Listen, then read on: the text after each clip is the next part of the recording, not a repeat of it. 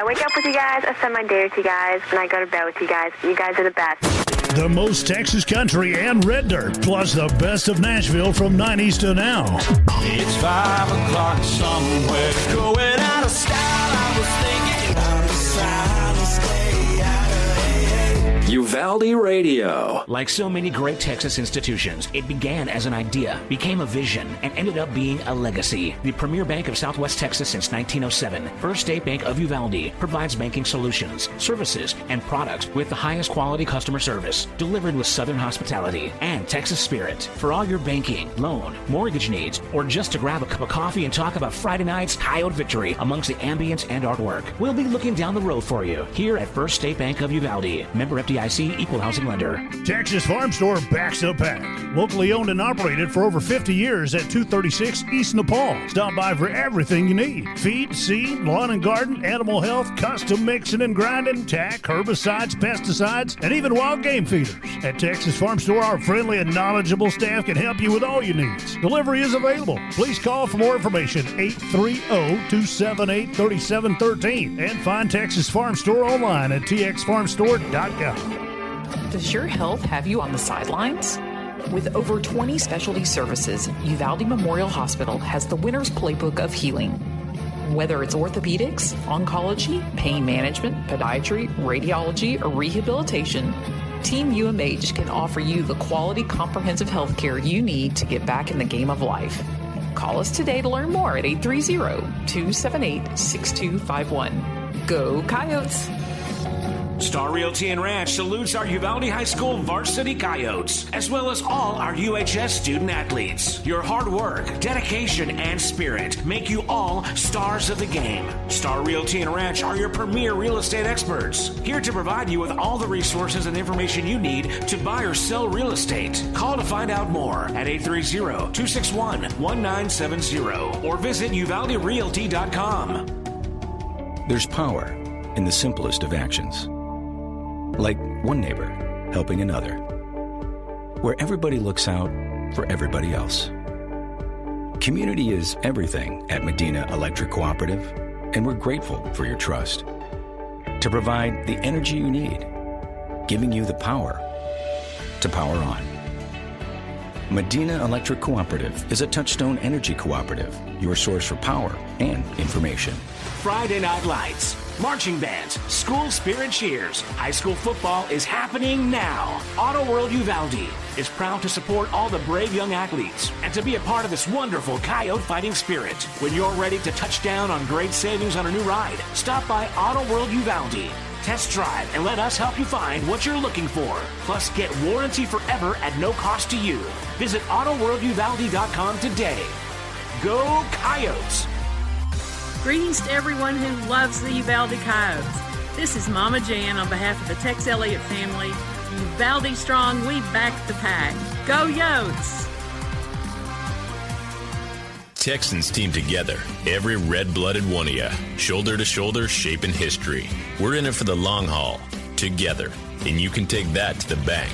Texan Bank, poised and ready for a future that's wide open. Member FDIC. Uvalde Chevrolet is proud to bring you official coverage of Uvalde Coyotes football. At Uvalde Chevrolet, we've devoted ourselves to helping and serving our customers to the best of our ability. We believe the cars we offer are the highest quality and ideal for your life needs. Visit our website at UvaldeChevrolet.com to search new and used vehicles, plus get information on specials, financing, and parts and service. Or stop by and see us at 825 East Main Street in Uvalde. Uvalde Chevrolet, Uvalde's exclusive GM dealer. Hi there.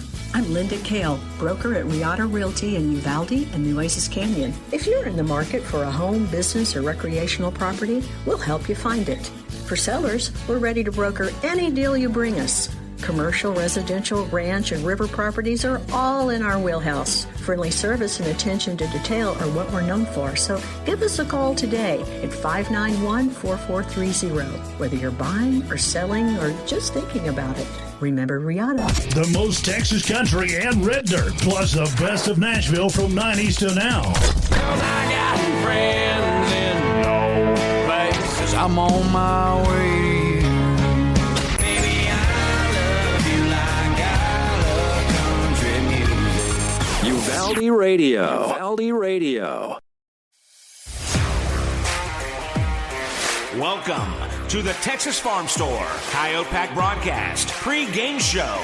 Texas Farm Store, locally owned and operated for over 50 years. And now your host, Simon Pops Ortiz, on your official home for Uvalde Coyotes football, UvaldeRadio.net.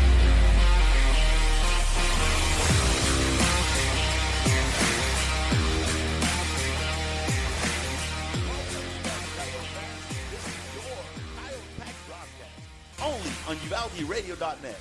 This is also your Texas Farm Store pregame show, coming to you live from our very own sweet Honey Bowl.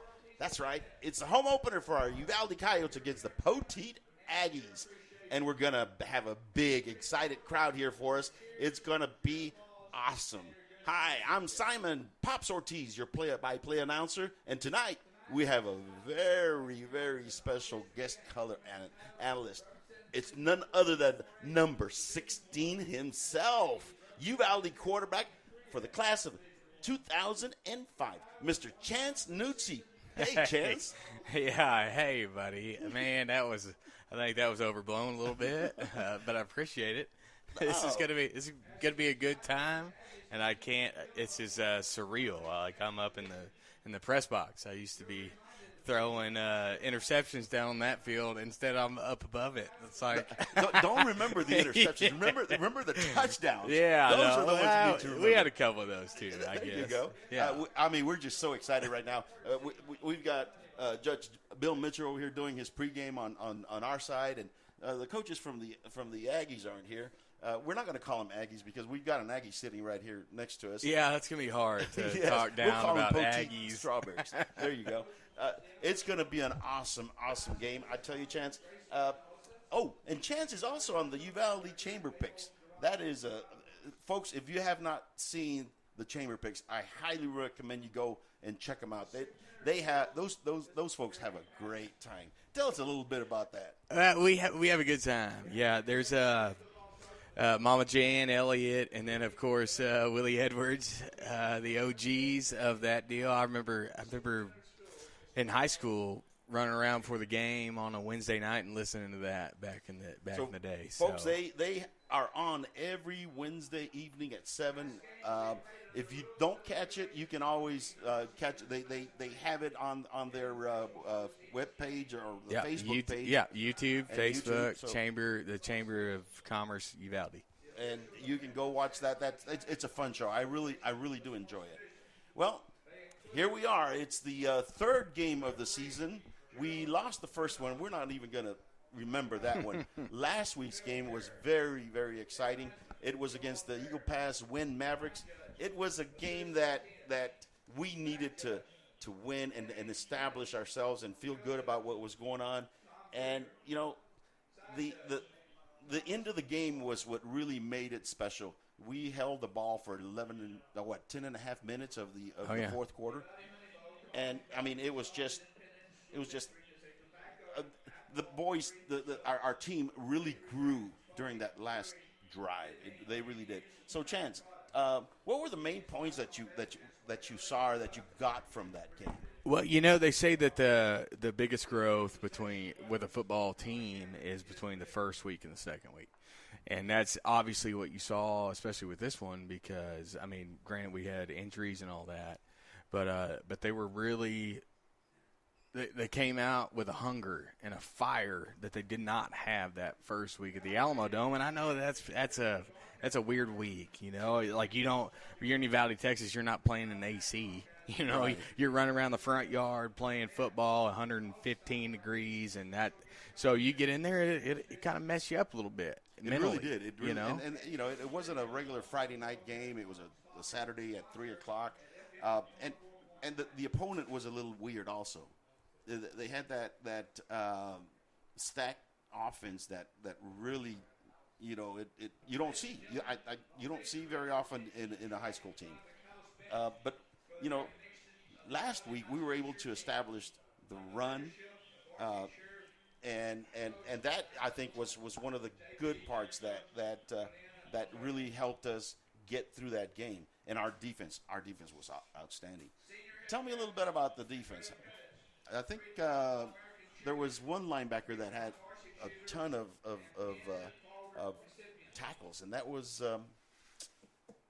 Caden Smith. He had 21 tackles. Oh, Caden. That's the little brother right there, and the fact that what he's dealing with wearing that number is something to be talked about as well, because you got to – I mean, that's a big old load on your shoulders, old number 21. Yes, it is. So, no, for him to come into this middle linebacker role, and like anything else, man, it's going to take time, and he's going to have to learn the field and get in that groove, because I really don't feel like the first game for sure, but the second game we might have gotten in more to that groove. But let's start getting in rhythm, on both offense and defense.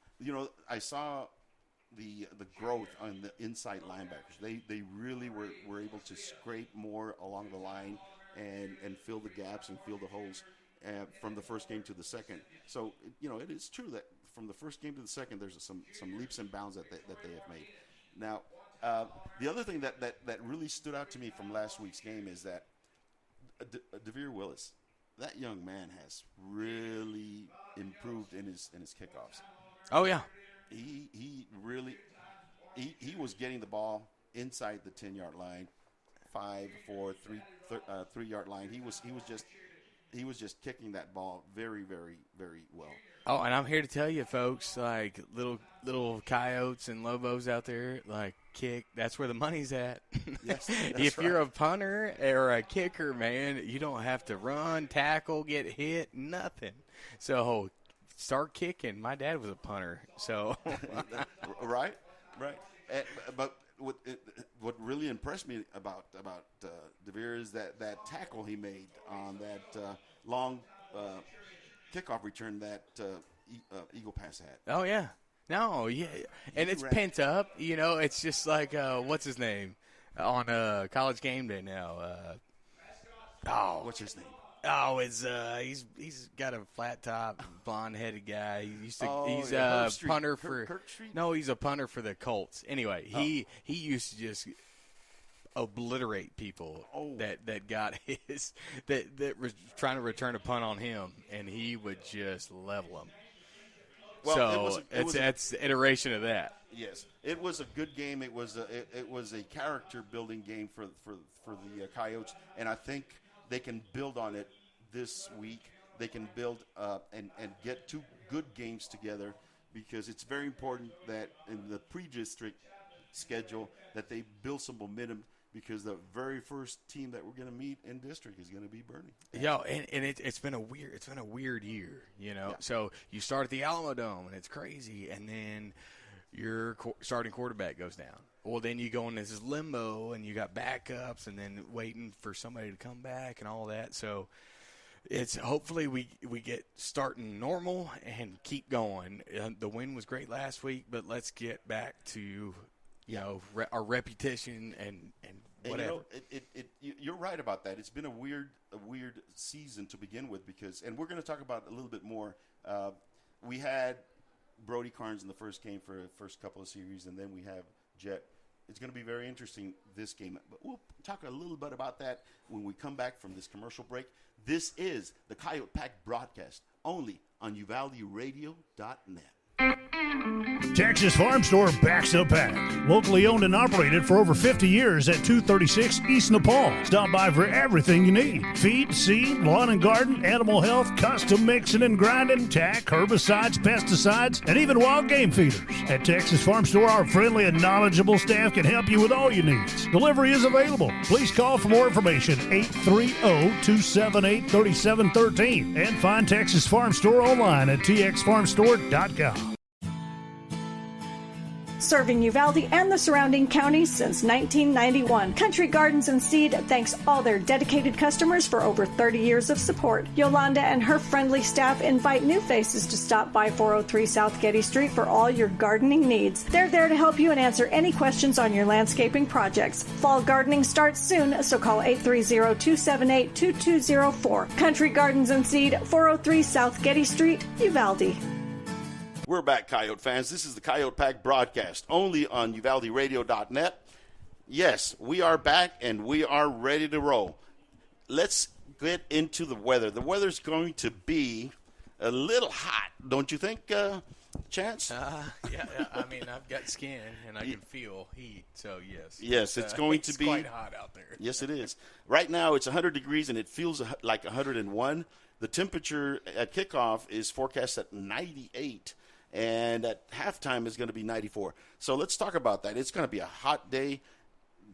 Our players are going to have to be very well hydrated. It's something that we're going to have to be looking for, and hopefully we'll be able to get out of this game with no cramps and no injuries. Actually, it's going to be tough, but we'll see what happens. Yeah, that's always the prayer, you know. Yes, it is. Yes, it is. Okay, so let's get back into the. We're going to have the new. Have you heard the new? We have a new segment called the Coach's Corner, and that's going to come up in a minute. But first, we are going to take a quick break and be back with you with the Coach's Corner. Cecil Atkinson Motors is proud to be your Chrysler, Dodge, Jeep, Ram, and Wagoneer dealership in Uvalde, Texas. We've been in business for over 37 years as a family-owned car dealership and your one-stop shop of automotive excellence. Stop by and see us at 2630 East Main Street under the giant Texas flag, and help us welcome our new general manager, William Juarez, and his family to Uvalde. We look forward to introducing you to a wide selection of pre-owned vehicles, our stellar finance team, and our dedicated service center. Visit our website at ceciluvalde.com. Cecil Atkinson Motors. When the products are similar, the dealer makes a difference. DKM Enterprises is a family-owned and operated company with 3 generations of proven quality and customer service in the steel industry. DKM can assist your business with the safe and thorough completion of projects or purchases of any size. Headquartered in Uvalde, Texas and Abilene, Kansas, DKM has yards and locations across the country. We look forward to providing you quality service with a hometown feel, efficiency you can feel good about, and project completion with a focus on safety and environmental responsibility. Welcome to the Country Gardens and Seed Coach's Corner. Country Gardens and Seed, Uvalde's one-stop shop for garden and floral needs since 1991. Welcome back, Coyote fans. This is your Coyote Pack broadcast on UvaldeRadio.net, and I am your host, Simon Pops Ortiz. Coach Wade Miller is here with us on our new segment, the Coach's Corner. Welcome again, Coach. Thank you very much. A lot better than last week, that's for sure. Oh, my. It was an awesome game, Coach. Let's get right into last week's game. It was a close and thrilling game, just like you predicted, Coach. Mm-hmm. It was a good victory for us against the Eagle Pass Wind Mavericks. Tell our fans what the main difference between last week's game and the game against Jefferson as far as the teams played. Well, first of all, I think offensively, it's having your backup quarterback actually get the reps in practice during the week. I think that helped, and I thought Jet played really well. And then some stuff we got off film from Jefferson. We noticed that our offensive and defensive line were a little bit too high and things like that. They did a great job up front on both sides of the ball the other night, and that really was the difference in the game. It really was. What impressed me the most about last week's win was how the team responded on that last drive. I think we got the ball with over 9.5 minutes left, and we kept the ball the rest of the game. We had several third and fourth downs that we converted. Can you lead us through that drive? What was the team's mindset, and what was the particular strategy? Yeah, absolutely. We got the ball back on the 7, and I told you, I said, look, I don't care if we score. I don't want them to get the ball back. So, that just goes into us being bigger and stronger and tougher. And I thought Friday night we were. And then, they were blocking really well, but then Abraham ran the ball. I think somebody told me there were 16 plays on that drive, and he ran at 14 of them, and one of them, the other ones was a kneel down. So, he ran the ball good, and we purposely held him out the third quarter. I told Coach Pendleton, the running backs coach, that, as long as we're tied or ahead, let's make sure he's fresh for the fourth quarter. And then, sure enough, we get the ball back 4 plays into the fourth quarter, and they're tired and they can't tackle him. And he played really, really well Friday. One of the keys that I saw is that Wildcat formation that we ran in the first half, and Ale just basically walked in. He could have walked in backwards if he wanted to. And then they moved in the extra point, got closer to the goal line. And I noticed that we were going to try to run that same play. What happened there? Well, first of all, with the Wildcat, we noticed off film from last year that when we went unbalanced in that formation, they didn't adjust to it. They didn't slide over. So we put that formation back in this week, and sure enough, we get down there that first drive, and they don't slide over. Then they jump, and we're only got 1.5 yards. I feel with the big guy in the backfield, we could probably get 1.5 yards on almost anybody. But then they called timeout when I ran my jumbo set out there, and kind of my coaches talked to me and said, we're guaranteed the point if we just kick it. So we decided to kick it and keep the score at 14, and DeVere did a real good job on that. He really did. And it was a kind of a blessing in disguise that we did not run that same formation and run it to the left, because the first time we ran it to the right, because that was a key play in that last fourth quarter drive where you used that same formation and went to the left. I feel like maybe they weren't ready for it again. Yeah, no, and it was right around a minute, maybe a little over left in the game, and it was 4th and 6, and they used their last timeout. So I knew they weren't going to be able to call timeout and readjust to it. So we decided during the timeout we were going to go with that set, but run it toward our sideline where they couldn't really see it and not adjust to it. And sure enough, they didn't again. And he got 12 yards, and the next play was a kneel down. So, I mean, it turned out being really good, and I'm glad we only had run it that one time. There was several third and fourth downs where the kids really responded because there was a lot of pressure on them. So it was an awesome drive, and I think it's going to help us in district, them being able to experience that in the pre-district games. Yeah, to have a game, I'm going to call it game winning. I know we didn't score, but you talk about having a game winning drive that's 16 plays, that's something that you can take with you into games. And when you have to have it, they've done it before. And, as long as the big guy keeps running like that and they keep blocking like that, I feel pretty good. And you do have a nice little backup running back that has the same style. And he's a young man. He's a sophomore. He did have that one fumble, but I think that this experience is going to help Ale with some help in the district games. Oh, yeah. And like I say, it was nice to sit Abraham during the third quarter. I mean, we were able to play Jared. And I tell people all the time that Jared right now is better than Abraham was as a sophomore last year. So, he's going to make sophomore mistakes. It's like with Jed in the quarterback. You knew the other night he was going to make some sophomore mistakes, but that's okay. They're learning, and hopefully they learn from those mistakes. And by the end of the year, they should be pretty good football players. At the start of the year, we said that one of the areas that the team needed to improve was the special team play. We've noticed that DeVere Willis at kickoffs, they're almost reaching the end zone, which is an improvement, a vast improvement from last year. Last year, we're getting to the 15, maybe 20. So he's doing great. However, we noticed that on kickoff and punts, our returners have bobbled the ball, and it's cost us on field position. How are we going to improve on that? Well, first of all, I just want to talk a little bit about DeVere. He's so much better this year because he actually had a full offseason with us. He was only a soccer player as a freshman, so he didn't go through the football offseason, and then we talked him into coming out last year. And he kicked well, but he wasn't very strong. Now he can squat over twice his body weight, and he's a strong kid, and he's athletic. I think everybody saw where he ran that kid down on the kickoff, just how fast DeVere is. I mean, he's a good athlete. And then as far as our return guys, our number one return guy, and we knew going in was going to be Jet.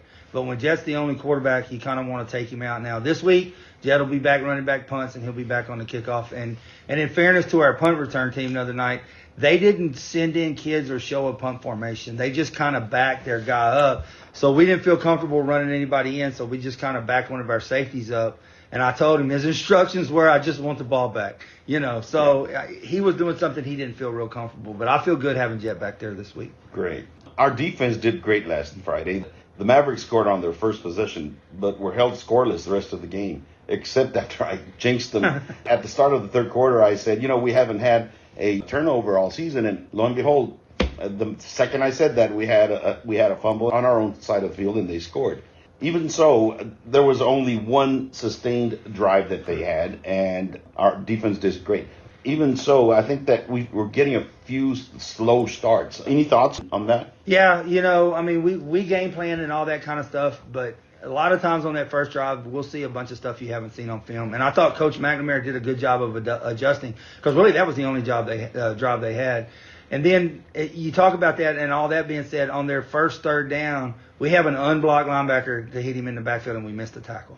And if that, they punted for 4 plays, So, it's a kind of a combination of both. But if it takes them, I think, 8 or 9 minutes to go score, I can live with that because, the possessions are going to be limited. Yep. Really, after that, they just weren't able to do much, not at all. And it was a good win for us.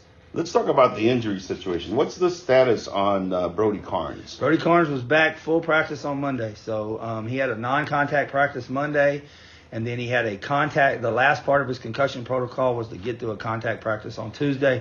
Brody did well. He seems like he feels perfectly fine. I know he's itching to get back.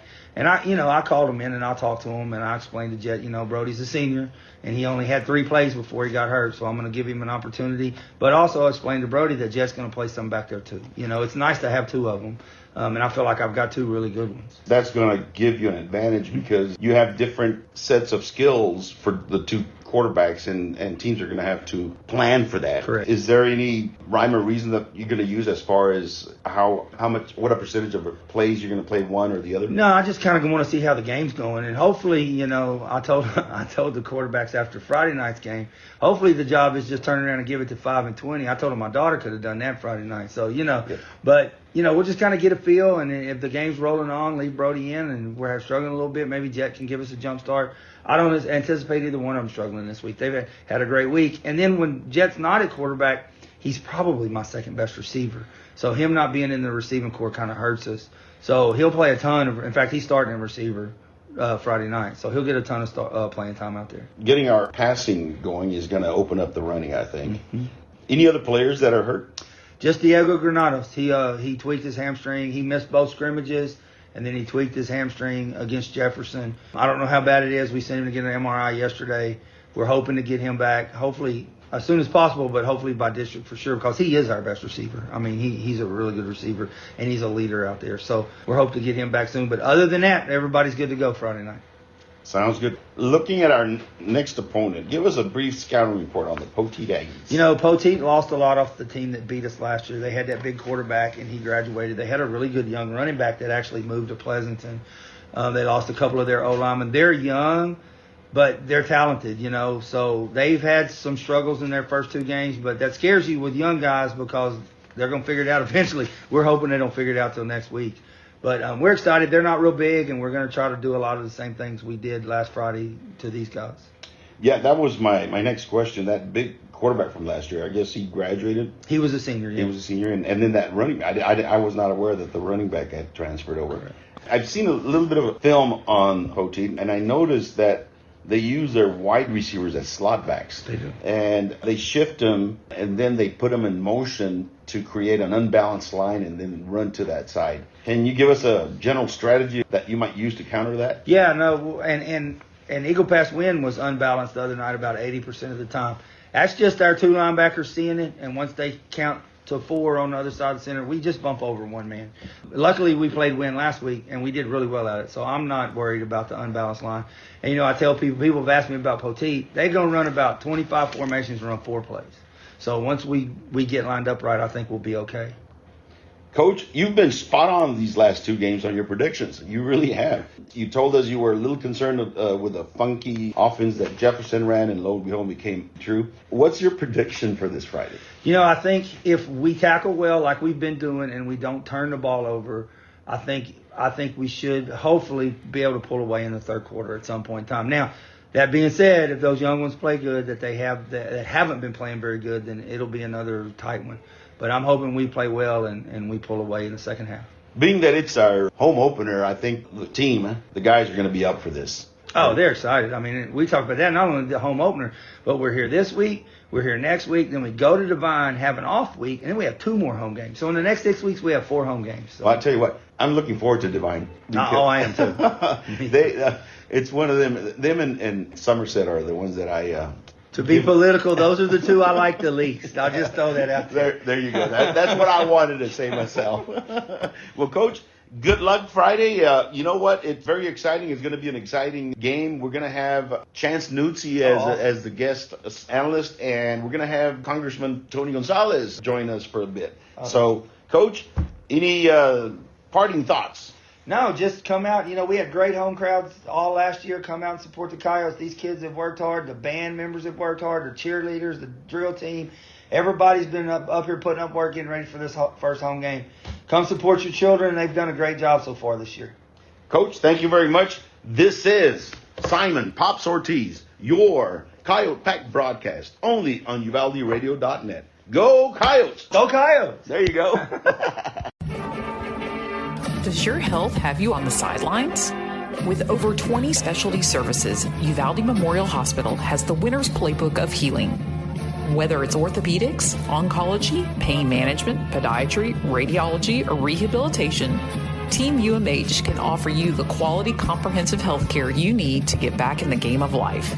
Call us today to learn more at 830-278-6251. Go Coyotes! Star Realty and Ranch salutes our Uvalde High School varsity Coyotes, as well as all our UHS student athletes. Your hard work, dedication, and spirit make you all stars of the game. Star Realty and Ranch are your premier real estate experts, here to provide you with all the resources and information you need to buy or sell real estate. Call to find out more at 830-261-1970 or visit uvalderealty.com.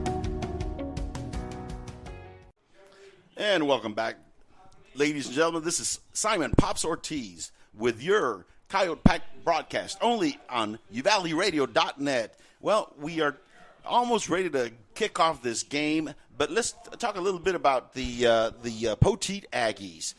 Tell me a little bit of what you've seen about the Aggies. Have you checked them out a little bit, Chance? Yeah, no, I know they're a spread offense. A lot of shotgun, all of that. They're going to spread you. They're going to spread you out, which is pretty good because Coyotes typically we can run for. We might not be the fastest runners, but we can run for a long time. You know what I noticed is that they do use the spread shotgun, but then they shift their wideouts to slot positions, and then right behind the line of scrimmage, and then they start motioning them to one side to try to surprise the defense with a unbalanced line and then run to that side. It's going to be a very interesting because it was more or less what Eagle Pass did last week, and we were able to hold them and not let them get big gains with those unbalanced lines. They don't throw much. They do have they're young. They're very young. They don't have very many returning players. Their quarterback is new. Their main running back that they had from last year, he was really good. He transferred over to Pleasanton, so they're really missing him. They don't have the running back that they had last year, and that really has hurt them. They've lost 2 games. They are ranked higher than us in the area. I think they're number 76 and we're number 77. Even though Dave Campbell's Texas football has us as a favorite by 6 points, I still think it might be. Well, it just depends. They're so young that if we get ahead of them, we'll be able to have not let them get confidence. I think we'll be able to not have it be such a close game. But if not, absolutely, yeah. No, I just we've got athletes, and if you like what did Mike Tyson say? Like everybody's got a plan till you get hit in the mouth, and then all bets are off. Like it's just play defense and fundamentals. Stay in your lane. Especially like people. So you have your just real quick your shotgun offense. You do that, and you do a bunch of motion back into the slot position to get linebackers and defensive backs on the field and off kilter. Yeah. So you're going to have they're trying to get a lot for a team that doesn't throw all that much, like you said. Like that's just misdirection. That's a chess game is what they're trying to do. So we'll see if they stay with that. Well, the game is about to start. We are going to take a real quick break and be right back. This is the Coyote Pack broadcast on UvaldeRadio.net. There's power in the simplest of actions. Like one neighbor helping another. Where everybody looks out for everybody else. Community is everything at Medina Electric Cooperative, and we're grateful for your trust. To provide the energy you need, giving you the power to power on. Medina Electric Cooperative is a Touchstone Energy Cooperative, your source for power and information.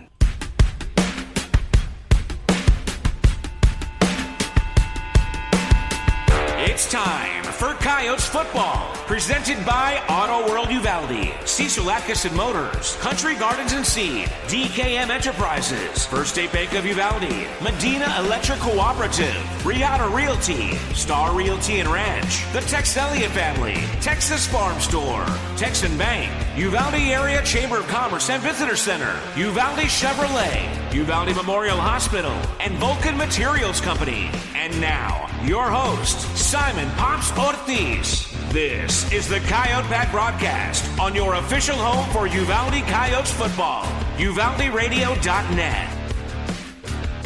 And welcome back, Coyote fans. The Coyotes received the kickoff, and we return it to the 28-yard line. What did you see there, Mr. Chance? Clean, too clean. So he made the best out of it. You know that their kicker, I noticed, is a straightaway kicker. Yeah, he wasn't a soccer style toe poker. Yes. Okay, the Coyotes are up on the line. It's a 29-yard line. 1st and 10, 11:52 in the quarter. Looks like we're going with an I formation. They're going with the I formation. The quarterback is under center. It is Brody Carnes. He is back. One of the keys that we had is we need to get him into a rhythm. He's basically starting his season right now. It's going to be a dive play to Abraham Ale, and there is a pack of Aggies that get him down for a loss of 1. Yeah, it looked like Poteet's done their homework. They were kind of sitting on that one. They were judging by the coaches. They celebrating next to us. I would say that they were looking forward to that one, but that's all right. It looks like we're trying to set up something here. Yeah. So it's going to be 2nd down and 11. The Coyotes are on their own 28-yard line. They're up on the line. It's the quarterback is under center. It is Brody Carnes. 1 eye back behind him. 1 wide out, and the ball is snapped. He goes back. Here you go. Looking, and throwing. He throws it to Abraham Ale. Ale went out to the flat and caught a nice pass. No, that was a perfect play, man. It looked like to be about a five-yard play, little button hook. Brody took it. Could have maybe thrown it a little sooner, but, man, that was great. He broke a tackle and turned it into 1st down.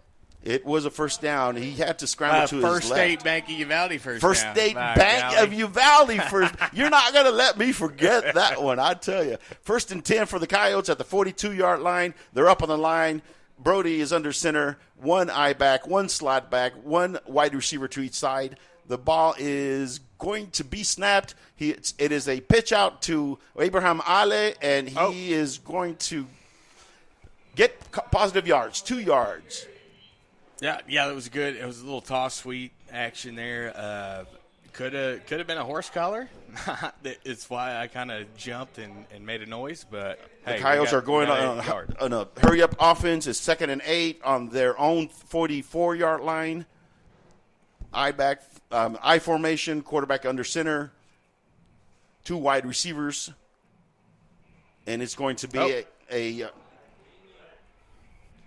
it was a nice fake to the inside, and then Brody broke it to the outside for about a 12-yard gain. That was a little play action read there. He pulled the ball on Klein, 45, faked it, and then ended up sprinting out, not having the pitch. And it is a First State Bank first down, brought to you by First State Bank Uvalde. There you go. 1st and 10 for the Coyotes on the Aggies' 45-yard line. We're on their side of the field. It is going to be Brody under center, 1 eye back, 1 slot back.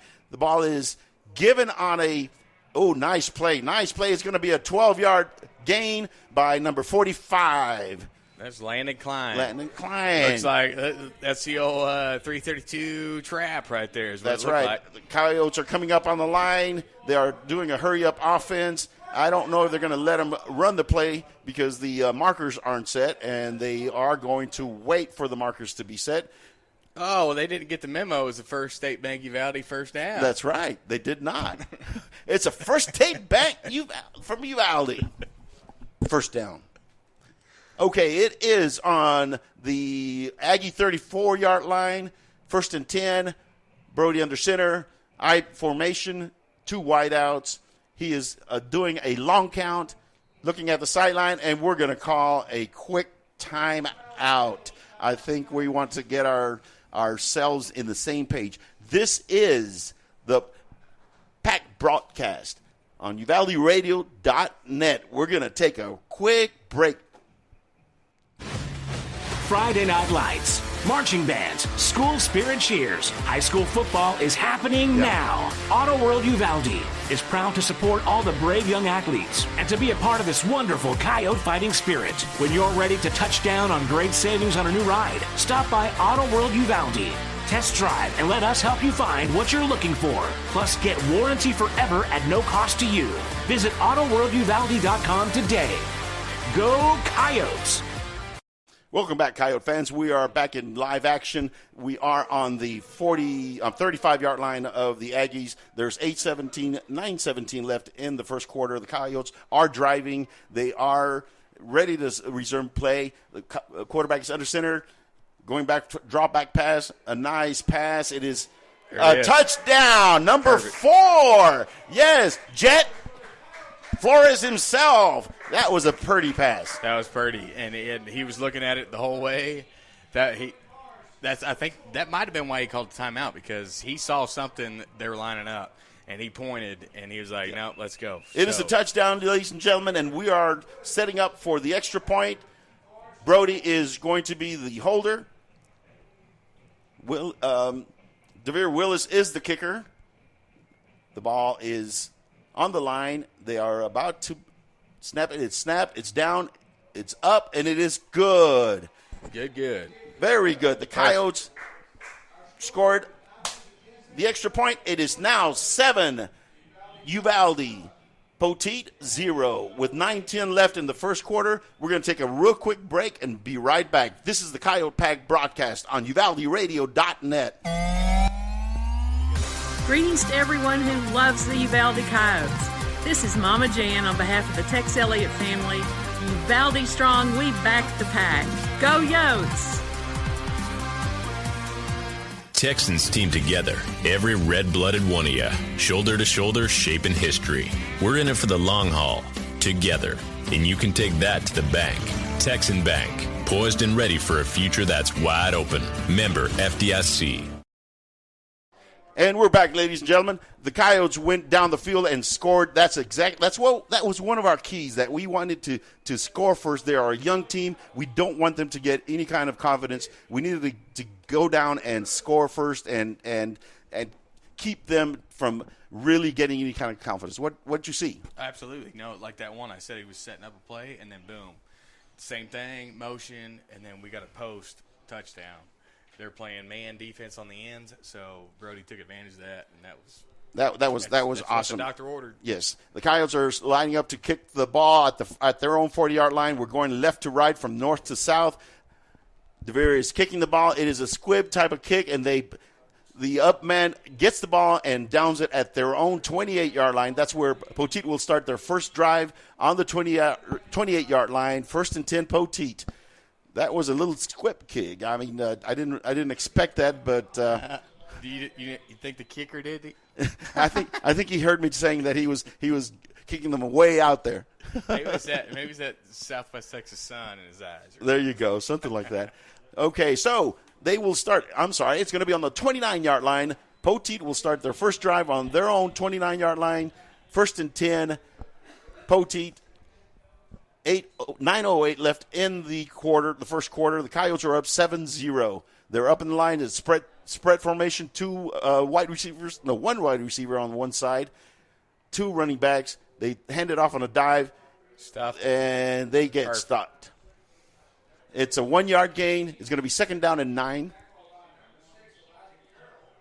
Yeah, Elijah Carroll just filled that gap. He kept outside containment and he read it all the way. That young man is playing a great season. He is doing a bang-up job as our main defensive back. And I apologize to all the listeners that I've never done this before. So no, he's good. I'm trying not to cuss is what I'm trying to do. So. 2nd and 9 for the Aggies. Shotgun formation, 1 motion. Ball snap. Oh. It is mishandled. It goes up in the air, and the running back is able to come corral it at their own 18-yard line, 17-yard line. It's going to be 3rd down and long. Yeah, that was a bad snap on a shotgun for Poteet, and they snapped it over his head, and now we're sitting pretty. It didn't look too high, but it was very fast. and it just flipped from his hands. It's going to be 3rd down and 22. Yes, 3rd down and 20 something. Yes, it's third down and San Marcos. There you go. That's what, they are in a spread formation. They have triplets to the right, one slot back to the left. Quarterback, empty backfield. Quarterback's in the shotgun, and they're going to call a timeout. Something did not. Poteet called the timeout. They wanted to get their ducks in a row. We're going to take a quick commercial break. This is the Coyote Pack broadcast on UvaldeRadio.net. Uvalde Chevrolet is proud to bring you official coverage of Uvalde Coyotes football. At Uvalde Chevrolet, we've devoted ourselves to helping and serving our customers to the best of our ability. We believe the cars we offer are the highest quality and ideal for your life needs. Visit our website at UvaldeChevrolet.com to search new and used vehicles, plus get information on specials, financing, and parts and service. Or stop by and see us at 825 East Main Street in Uvalde. Uvalde Chevrolet, Uvalde's exclusive GM dealer. Hi there. I'm Linda Kale, broker at Riata Realty in Uvalde and Nueces Canyon. If you're in the market for a home, business, or recreational property, we'll help you find it. For sellers, we're ready to broker any deal you bring us. Commercial, residential, ranch, and river properties are all in our wheelhouse. Friendly service and attention to detail are what we're known for, so give us a call today at 591-4430. Whether you're buying or selling or just thinking about it, remember Riata. And we're back, Coyote fans. It's live play again. It's 3rd down and 22 at their 18-yard line, 16-yard line. The quarterback is in shotgun formation. He's got one running back to his back behind him, 2 wide eyes to the left. The ball is snapped, and he's going to take he just took a dive himself. It was a quarterback dive, no gain, maybe 1 yard. It's going to be 3rd down or 4th down. That was interesting. I mean, yeah, you would do something like that to maybe move the field possession or like the ball off of the yard marker, but that was the same side of the field. It was a naked whatever you want to call it, a naked quarterback draw. Yeah. It's going to be 4th down and 21. They're in punt formation. We have two receivers in the ready to receive the ball. The ball is snapped. The punt is off. End over end. Fielded by Jet, looks like. Yep, Jet got the ball, and they were able to corral him at the Uvalde 48-yard line. It is going to be very good field position for the Coyotes. This is going to be – I mean, this is the best start that we've seen this year. Oh, yeah. And it's something you're on the 50-yard line, and you were a shoestring tackle away from maybe breaking that thing a little bit longer. But, hey, beggars can't be choosers, right? You got almost 50-yard line to start off with. So great start for the Coyotes. They are on the 48-yard line. This is their second possession. It is 6:46 left in the first quarter. 1st and 10. Quarterback under center. I formation. 2 wideouts to the left. The ball is snapped, and it's going to be a dive by the fullback. Number 45? Yeah, Landon Klein. That was a read option that obviously he gave it and didn't pull it, and so Landon dove for 5 yards. It is second and 6 at the Aggie 49-yard line. We are on the Aggies side of the field now, and it's going to be an option. It was basically the same play. But this time he faked the dive and then did the option. And Abraham Ali is corralled for a loss. It's going to be a 6-yard loss. It's going to be 3rd down and 12, 3rd down and 11. We're not. I wouldn't expect to see that play again. So we're gonna have to air it out on this one. It was the same play we ran beforehand, but this time he did give it. Okay, yes. The Coyotes are up on the line. 3rd down and 11, 3rd down and 12. The quarterback is in shotgun formation. Triplets to the left, 1 to the right. He's looking. There is a flag on the field, I believe. And our receiver goes for 8 or 9 yards, but it's going to be 4th down and 4 or 4th down and 5 for the Coyotes. But I thought did you see Some laundry on the ground over there? Yeah, there's some Don Henley dirty laundry on the 40 there. No, they are. Unless it's a yellow piece of it is a flag. The refs are discussing it. They're trying to find out what the penalty is going to be. I think it's a sideline violation for Poteet. They're asking the Poteet team to please step back from the sideline. I don't know if it's going to be. Yes, they were not penalized. They were just warned. It was their first warning. They did throw the flag on the ground, but they did not get penalized. I don't think they did. And it is going to be a 4th down and 3 yards, along 3 yards. 4th down and 3. 5:22 left in the first quarter. Coyotes up 7-0. Let's see what the Coyotes are going to do. They are going to go for the 4th down conversion. They're going to try to get that first down. It is going to be shotgun formation, triplets to the right, 1 wide receiver to the left, 1 running back to the left side of the quarterback. And the refs are holding up the play. Now they're ready to resume. The Coyotes are up on the line. The quarterback is in shotgun. The snap is up. He's going to sprint to the left. And he had a wide open number 3, and he's going to go for a touchdown. Touchdown, Coyotes. Touchdown, Coyotes. 4th and 3, and Riverboat Wade pulled the plug. Didn't he? That was perfect. That was very again, like I was saying, he's setting out plays, and that's what you do. And that was a beauty. It was a little curl in the middle of the field.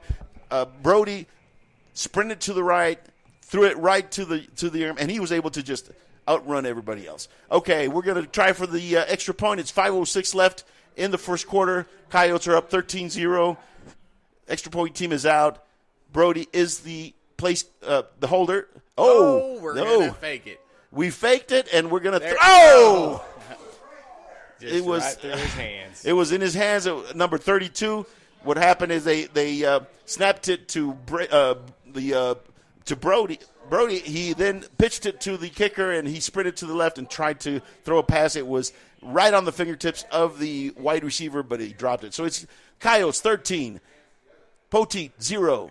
5:06 left in the first quarter. We're going to take a quick commercial break and be right back. This is the Coyote Pack broadcast on UvaldeRadio.net. Like so many great Texas institutions, it began as an idea, became a vision, and ended up being a legacy. The premier bank of Southwest Texas since 1907, First State Bank of Uvalde, provides banking solutions, services, and products with the highest quality customer service, delivered with Southern hospitality and Texas spirit. For all your banking, loan, mortgage needs, or just to grab a cup of coffee and talk about Friday night's Coyote victory amongst the ambience and artwork, we'll be looking down the road for you here at First State Bank of Uvalde. Member FDIC, equal housing lender. Welcome back, Coyote fans. We are ready to kick off. The Coyotes are up 5:06. This is Simon Pop Ortiz with UvaldeRadio.net, bringing you live coverage of the Uvalde Coyote varsity football game. It's 13-0, 5:06 left in the quarter. Coyotes are up. They're ready to kick off, and they have 3 deep men waiting for the kick. Let's see if DeVere has a good kick this time. It is going to go to the 12-yard line, 13-yard line. Number 21 gets the ball, and he has room to run. DeVere again got him at our 40-yard line, our 38-yard line. That's basically almost the same play as the Wynn Mavericks ran against us and were able to get a long kickoff return.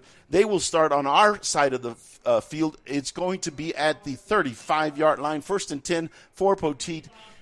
On our side of the field, it's going to be on the 35-yard line, 4:57 left in the first quarter. We're up 13-0, but they are in our side of the field. The Aggies are up on the line. They have the spread formation, no wide receivers, 2 tight ends, 1 slot back, 2 running backs.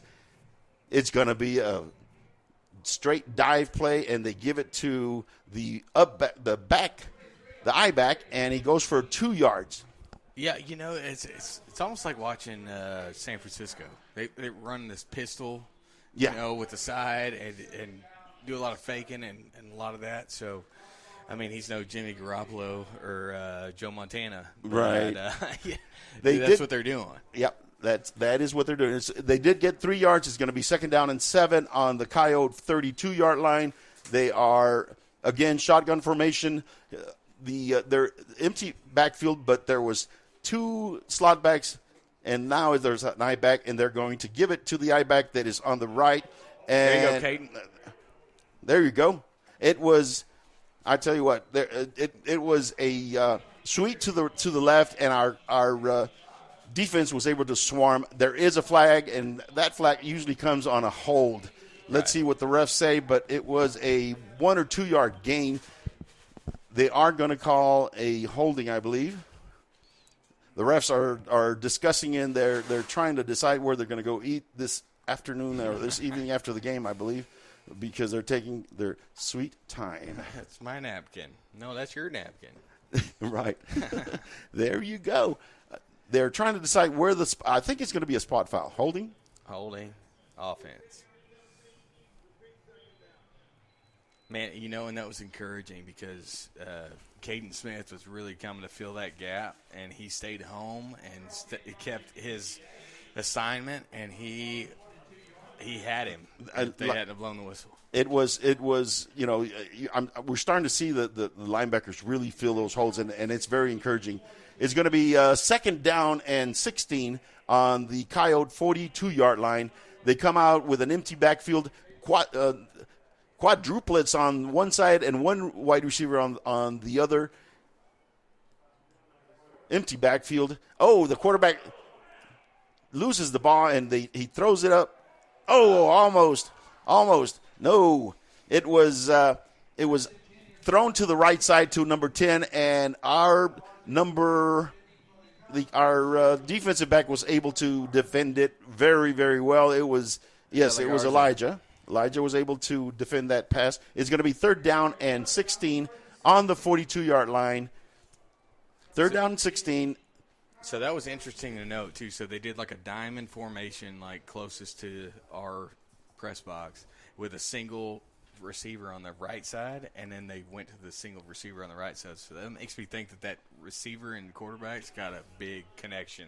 Exactly. Okay, they're up on the line. They are in shotgun formation, 1 eye back, 3 receivers to the left, and they are going to again throw.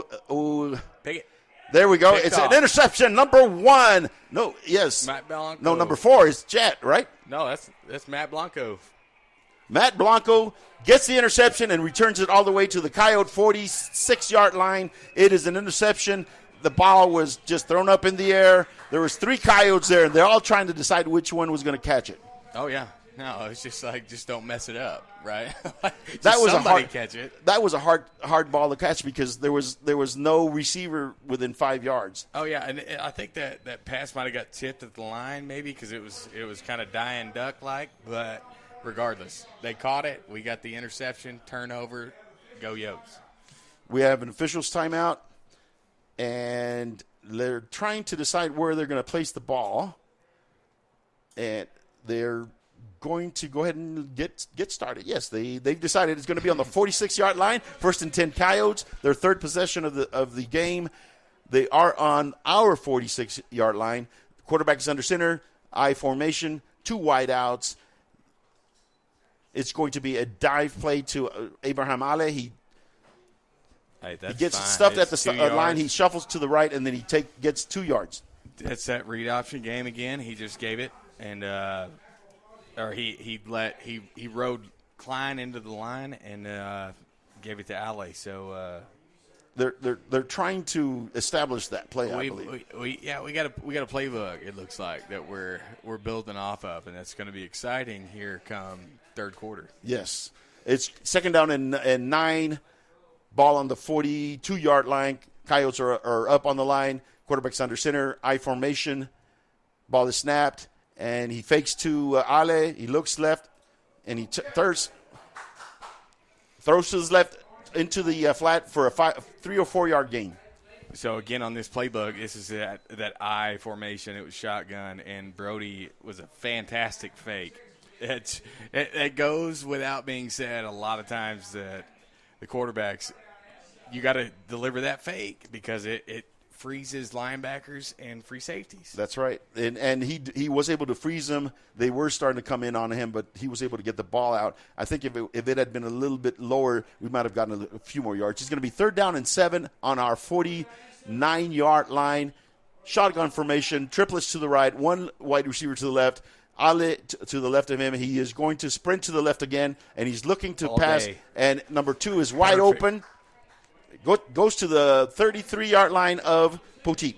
Quentin Gant ran just a straight up, probably 10-yard out, and Brody hit him on the nails, and that was first down, man. That was perfect. That was a perfect pass, perfect throw. I think they're too worried about our rushing attack, so they get caught by, surprised with our passing attack. It's going to be 1st down and 10.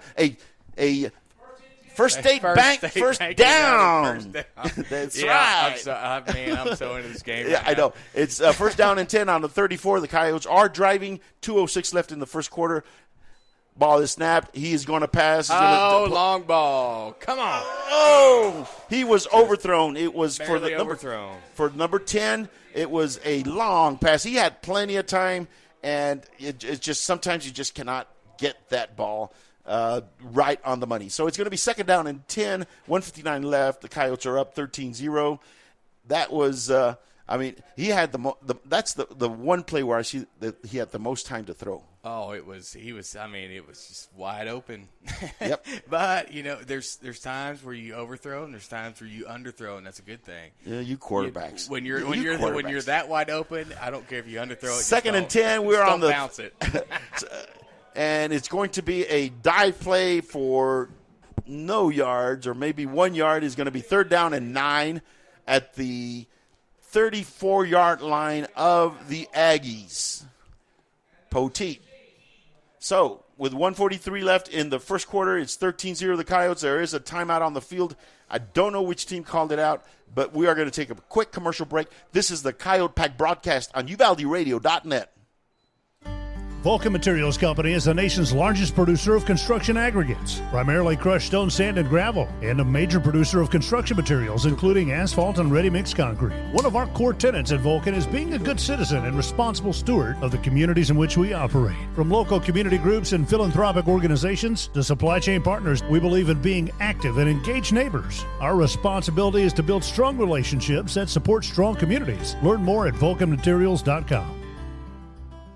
Get ready to dive back into the thrilling world of football predictions with Season 2 of Chamber Picks, presented by the Uvalde Area Chamber of Commerce and Visitor Center. Join your host, J. Allen Carnes, along with Mama Jen Elliott, Willie Edwards, and their fellow panelists every Wednesday night at 7 p.m., streaming live on Facebook and YouTube. Each week, join Coach Wade Miller as he provides a game recap and offers a sneak peek into the upcoming challenges for the Coyotes. Sponsored by First State Bank of Uvalde, Uvalde Chevrolet, and Luigi's Italian Restaurant. Go Coyotes! And we're back, ladies and gentlemen. This is Simon Pops Ortiz with Chance Nuzzi, my guest color commentator, coming from Uvalde Honey Bowl. Honey Bowl, looking yes, live. Sir. The Coyotes are up. They throw a pass to the right, and it's going to go for a loss. It's going to be a loss of 3 yards. It's going to be 4th down and 11, I believe. Looks like he might be staying on the field for they are going to go for it. It's too far for a field goal. It makes sense. It's perfect. It's why not? They are going to go for it on 4th down. It's going to be 4th down and 9 on the 33-yard line of the Aggies. Coyotes are up on the line, shotgun formation. Ball is snapped, and he's going to sprint to the right, and he's going to throw it to the left, and he gets 12, 13 yards. Is going to be a first down and 10 for the Coyotes on the 22-yard line of the Aggies. We are driving. That's a First State Bank Uvalde first down is what that is. Yes, it is. It's a First State Bank of Uvalde first down. 1st and 10 on the 22-yard line. Coyotes are going up to the line. It's going to be a shotgun formation. We got triplets to the right, one wide receiver to the left. Abraham Ali is on his right side. The ball is it's pitched, and he's going to take it to the 19-yard line. That was there is some dirty laundry on the ground, and it's in the area of holding. Let's see what happens here. Coyotes did make about 2 or 3 yards, but they are going to call a holding. Some kind of penalty, but I think it's going to be more. It's in the area of holding. Coyotes are going to wait to see what they are going to call. They are driving. We are driving. We should be able to get some points out of this. And there's going to be a timeout on the field. I don't know why. The Coyotes are all coming to the sideline, and they're huddling up with Coach. And now the Aggies are going to their sideline. We're going to take a quick commercial break as the teams try to sort out what they need to do. This is the Coyote Pack broadcast on UvaldeRadio.net. Cecil Atkinson Motors is proud to be your Chrysler, Dodge, Jeep, Ram, and Wagoneer dealership in Uvalde, Texas. We've been in business for over 37 years as a family-owned car dealership and your one-stop shop of automotive excellence. Stop by and see us at 2630 East Main Street under the giant Texas flag. And help us welcome our new general manager, William Juarez, and his family to Uvalde. We look forward to introducing you to a wide selection of pre-owned vehicles, our stellar finance team, and our dedicated service center. Visit our website at CecilUvalde.com. Cecil Atkinson Motors. When the products are similar, the dealer makes a difference.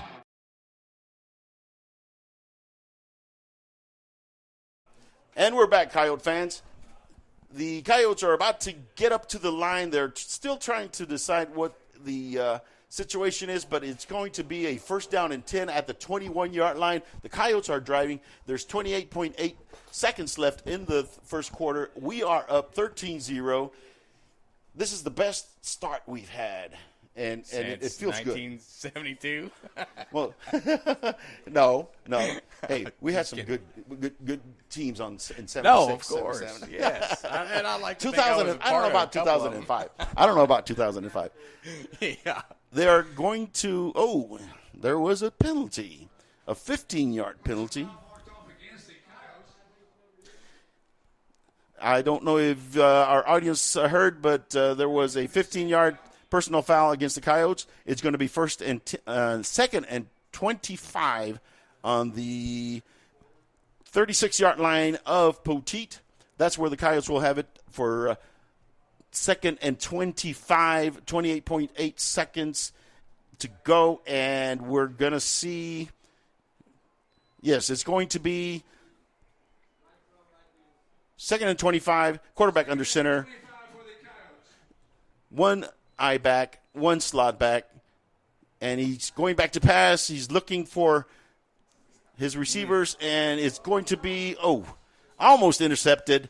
It was way overthrown, but number 6 or number 8 from the Poteet Aggies was able to, he tried to catch it, but he dropped the ball. So it's going to be third down and 25 at the 44-yard line of Poteet. Yeah, that was one of those plays where you throw it and try to hit the guy off the horse on the sideline, instead of throwing it into coverage.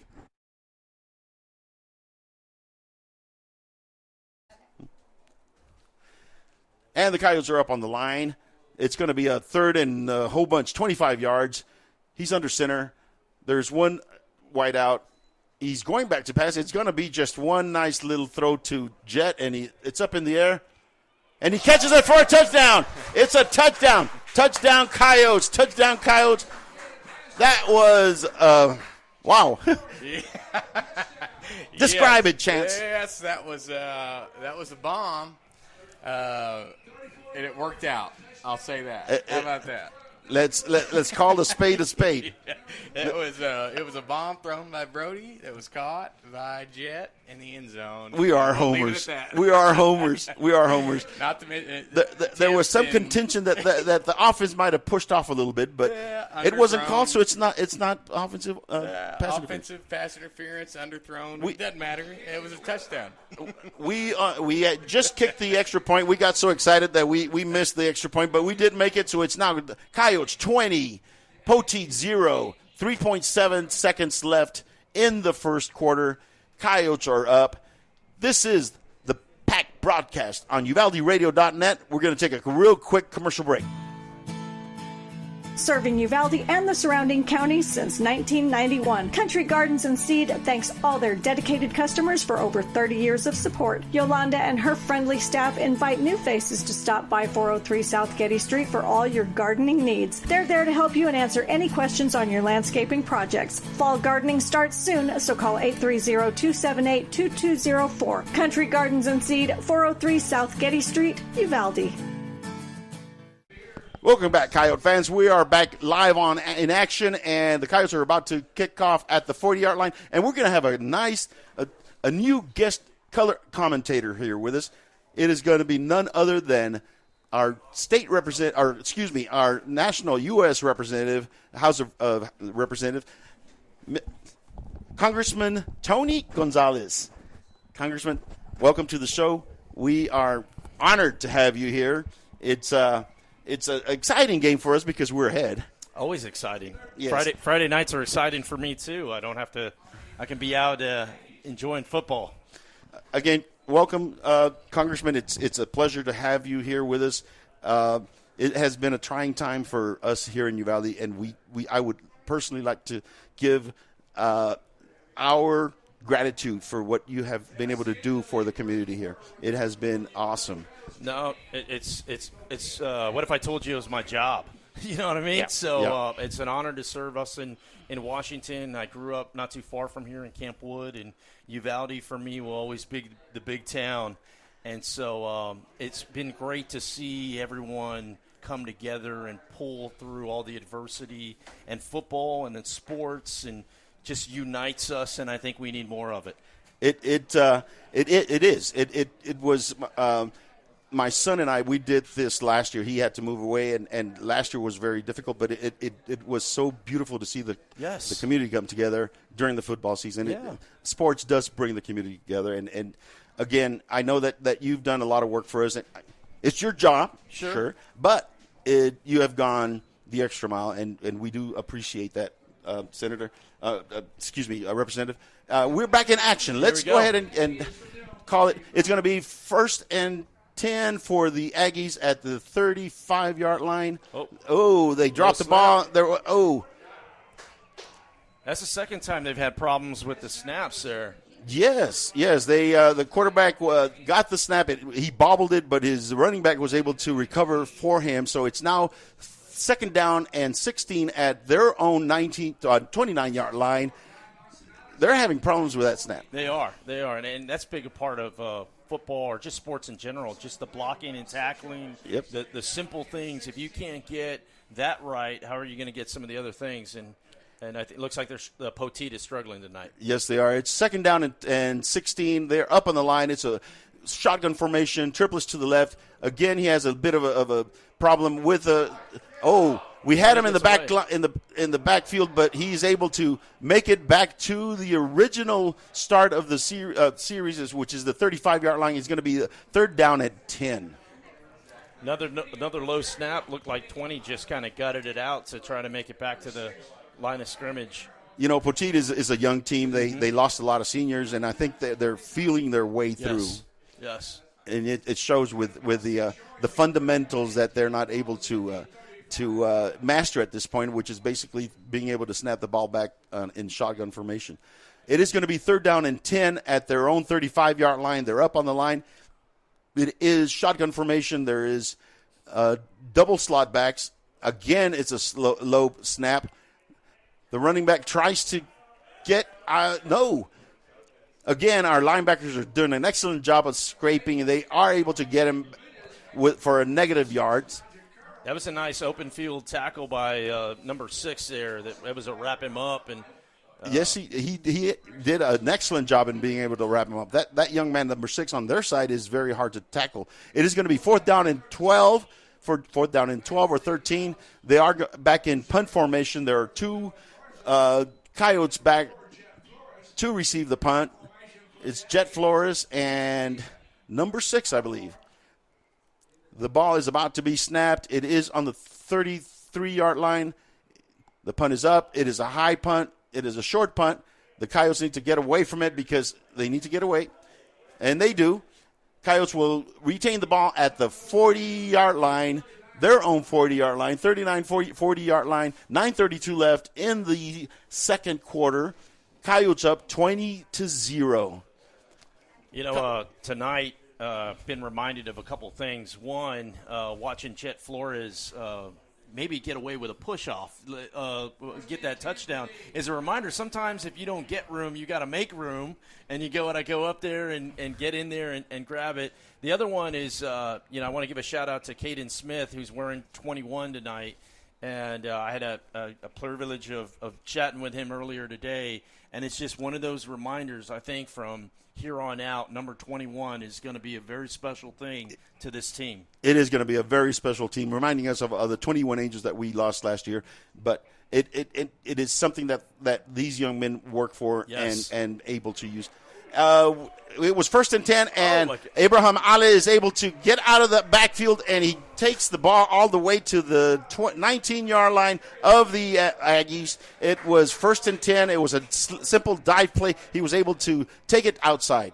Like a 35-yard gain over there by Abraham, yeah. Yes, that was very impressive. First time I've really seen his speed. Sure, he's a big guy. He looks like he does a lot of blocking, but he got that corner and there was no catching him. It's going to be 1st down and 10 in the red zone. We are on the 19-yard line of the Poteet Aggies. We're up. It's a First State Bank first down, by the way. There's a flag coming up. It's going to be illegal procedure, I believe. They were not set, and now it looks like they swapped out players at the end. Jet Flores swapped out for number 2, and I think that was one of the issues. Well, good eye, Congressman. I didn't notice that. It was an illegal substitution. So it's a 5-yard penalty. It's a 1st down and 15 now for the Coyotes at the 24-yard line of the Aggies. The Coyotes are up on the line. Quarterback is in shotgun formation. Number 20, our sophomore running back, is to his left. Double wide receivers to his left, one wide receiver to the right. The ball is snapped. Shotgun formation. He's going for it again, and he throws just a dagger. Just a dagger. It was a dagger. Lightning strike. Yes, lightning strikes. It was a touchdown. Touchdown, Coyotes.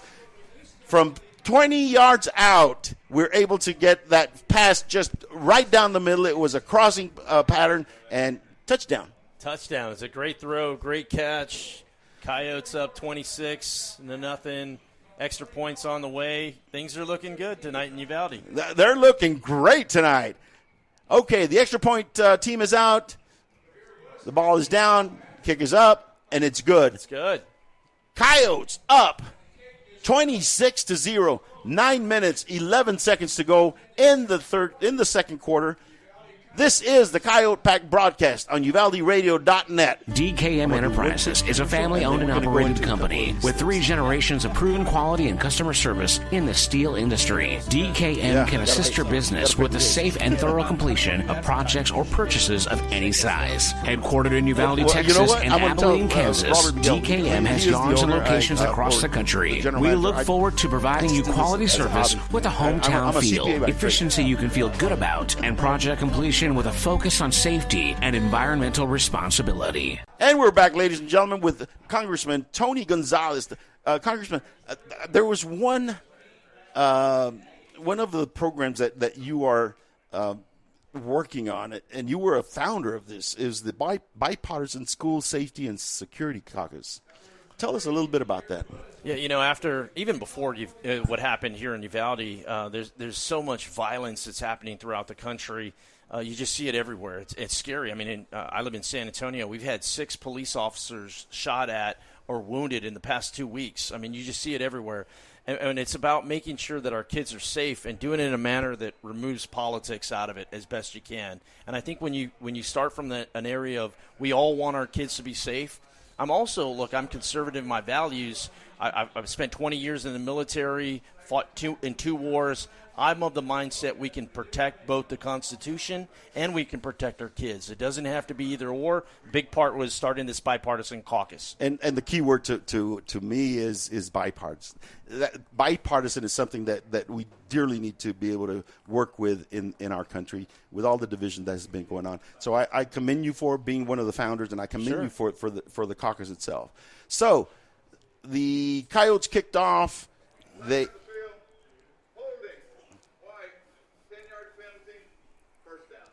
You heard the ref. It was holding on the kickoff, and they will start their next drive on the 17-yard line. 16-yard line is going to be 1st and 10 for the Aggies on their own 16-yard line. 9:03 left in the second quarter. 27-0 the Coyotes. You know, sometimes it's helping the community in Washington. Sometimes, a lot of times, it's the community just coming together and helping from the ground up. It is a dive play. It was 1st and 10. They get about 4 yards. It's going to be 2nd down and 6. You know, and that is so important that we were able to do this and get our Blues, our policemen safe and try to do an initiative for them. It's really everybody, though. I mean, you think about the sponsors for the radio tonight. You think about you putting in you think about the referees, the people calling the plays. It takes a community to make it all work. It's 2nd down and 6, 2nd down and 4. They drop the ball on the snap. We are able to get there is a flag on the play. I think his helmet came off, and I think they're going to call face mask. Another low snap. That's probably the 4th or 5th one tonight. And then looks like it's starting to get a little chippy out there, too, somewhat. Somewhat chippy. And you know, it happens when you're down 27-0 in the first half. The Coyotes. We have a personal foul against the Coyotes. Hands to the face, took the helmet off. Be a 15-yard penalty, automatic first down. It is a 15-yard penalty. Is hands to the face and rip the helmet off. It's going to put the ball at the 36-yard, 37-yard line, 38-yard line of the Aggies. It's going to be 1st down and 10. 8:15 left in the first half. 27-0. Coyotes are up. The Aggies are up on the line. They are in shotgun formation. 2 running backs to each side. And he's going to hand it off to the one on the – and he tries to get to the corner, and he gets about 2 yards. You're seeing a lot of good gang tackling by the team, and that shows a lot of teamwork where everyone's getting to the ball. You know, they are doing a very good job of gang tackling, and that's one thing that they started doing very well last game. So it's now 2nd down and 10 for the Aggies at their own 41-yard line. 7:39 left in the second quarter. It's 27-0 Coyotes up. They are up to the line. Shotgun formation. Number 11 is the quarterback. He's got several slot backs, 2 to the left, 1 to the right, 1 running back behind him. He turns. He dropped the ball again. The number 20, the running back, was able to pick it up and make something of it. He got about 4 or 5 yards. Looks like there's a flag on the play. Well, I'm not too sure maybe what that may be. Offsides, maybe? It's either offsides. Yes, yes. The ref is going to call. Formation, 5 in the backfield, the Aggies. Be a 5-yard penalty. Repeat 2nd down. It is a illegal formation, 5-yard penalty. We talked about their slot offense that they have, and that's what causes that when they get too many people in the backfield. 2nd and 13 at their 35. They're up on the line. Quarterback is in shotgun formation. He asks for the ball. It comes to him, and it's a straight dive to number 20, the running back. He is met at the line. He gets 1 yard. It's going to be 3rd down and 11, 3rd down and 12. You know, before I was a congressman, I got to play football in Camp Wood, and there was only 12 boys on the team, and it was 11 men at that time. I think they're down to 6 men now. Yes. But that's a life lesson when you're playing offense, defense, special teams, and at halftime you're marching in the band, and it's those lessons that a lot of these young men are going to learn that'll help them throughout their lives. Yes, it is. And, you know, and this gives me a good opportunity to give a shout-out to the band and to the cheerleaders. Because they're out there practicing in the heat. Yes. All day long, all week long to put their performance on, and it just teaches them life lessons. Teaches them a lot of things. And how about the parents that are manning the concession stands? Oh. I mean, you know, or the grandparents or the aunts and everything. So I think that's a big part. What I love about Friday night football in Texas is you get to experience all of that. You know, the politics gets put aside and everybody goes to work, and hopefully you walk away with a win. That's right. It is a happening. It's very, very peculiar to Texas. It is going to be 4th down and 12. It's going to be a punt. They are punting it. The ball is up in the air. Oh, there's a penalty. They did. Number 4 Jet tried to get the punt or to catch the punt, and he was run into. Let's see where they're going to spot the ball and how many yards they're going to mark off on the penalty. It is on the Coyotes' 33-yard line, and from there they're going to mark off the penalty. What grade is Jet Flores, number 4? He's a sophomore. He's a sophomore, man. He's had a big night tonight. At least 2 touchdowns that I've seen, and he seems to be all over the field. So the young man did an excellent job because our quarterback, who is a senior, third-year starter, he got hurt the first game. The second series of the game. Sure. And Jet came in as the quarterback. Yeah. And he has some special skills. And last week he was a quarterback, and we got the win. Good. No, he seems like an all-around athlete and willing to do it all. Yes. It's kick catch interference. Yes, Poteet. Will be a 15-yard penalty, automatic first down. 15-yard penalty from the 34-yard line. They are about to mark it off. Coyotes will start in excellent position. Well, there's one more item that I wanted. Yeah.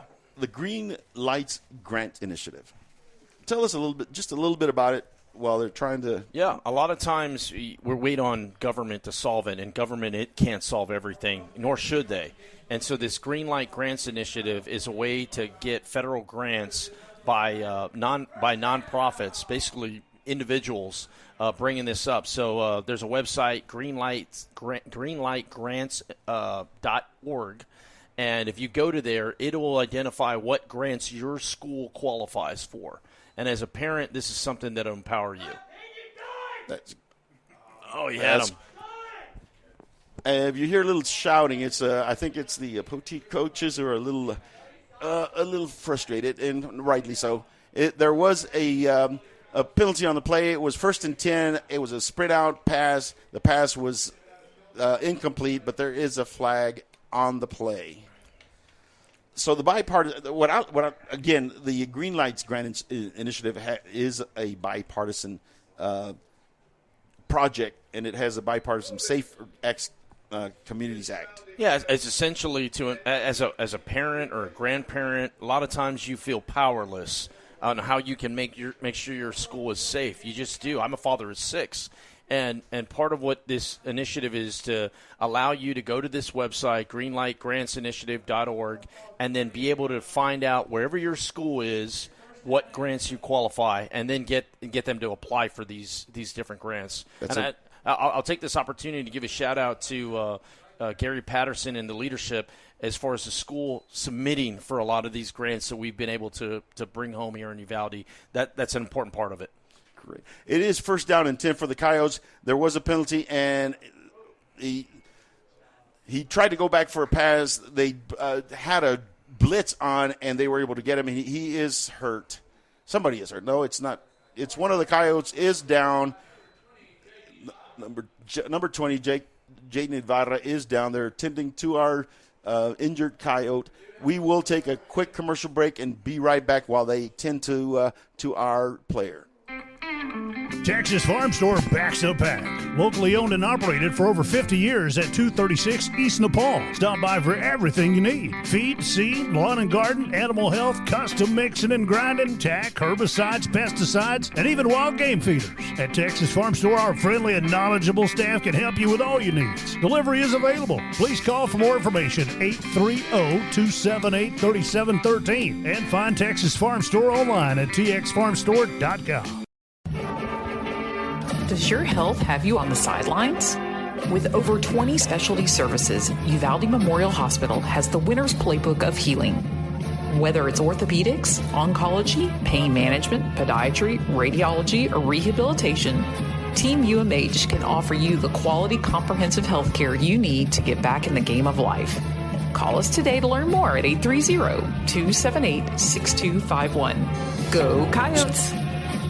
Star Realty and Ranch salutes our Uvalde High School varsity Coyotes, as well as all our UHS student athletes. Your hard work, dedication, and spirit make you all stars of the game. Star Realty and Ranch are your premier real estate experts, here to provide you with all the resources and information you need to buy or sell real estate. Call to find out more at 830-261-1970 or visit uvalderealty.com. And we're back, ladies and gentlemen. This is the Coyote Pack broadcast on UvaldeRadio.net. The Coyotes are up on the line. They're second and a bunch, about 24-yard line. Second and 24 on their 34-yard line. The ball is snapped. It is a shotgun formation. He throws a deep pass, and it's going to be incomplete. It was a little bit out of the reach of our receiver, number 15. Coyotes are going to have a third and 26 to go. It is 4 minutes and 37 seconds in the second quarter. Coyotes are up 27-0 against the Poteet Aggies. And here comes our Mr. Chance Nuzzi is going to rejoin us.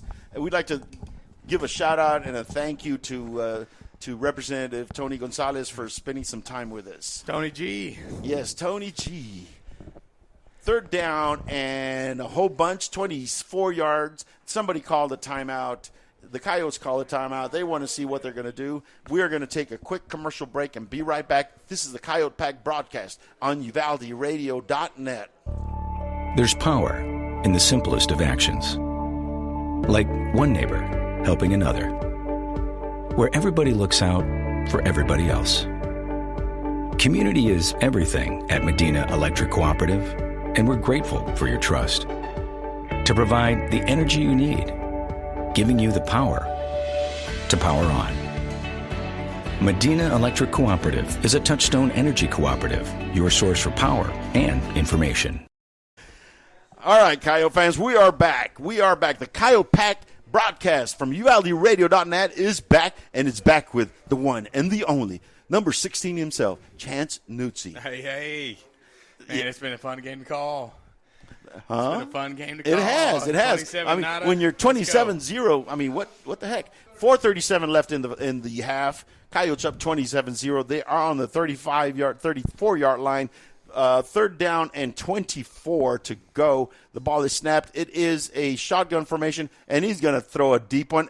And there you go. It's caught by number 2, and it's going to go all the way. Coyote touchdown. Coyote touchdown. That was a beautiful, beautiful. There is some laundry on the. There is some laundry, and it's in the area of holding. It's in the area of a holding. So it's going to come back, ladies and gentlemen. It was a beautiful pass, a beautiful play, but it's all for naught.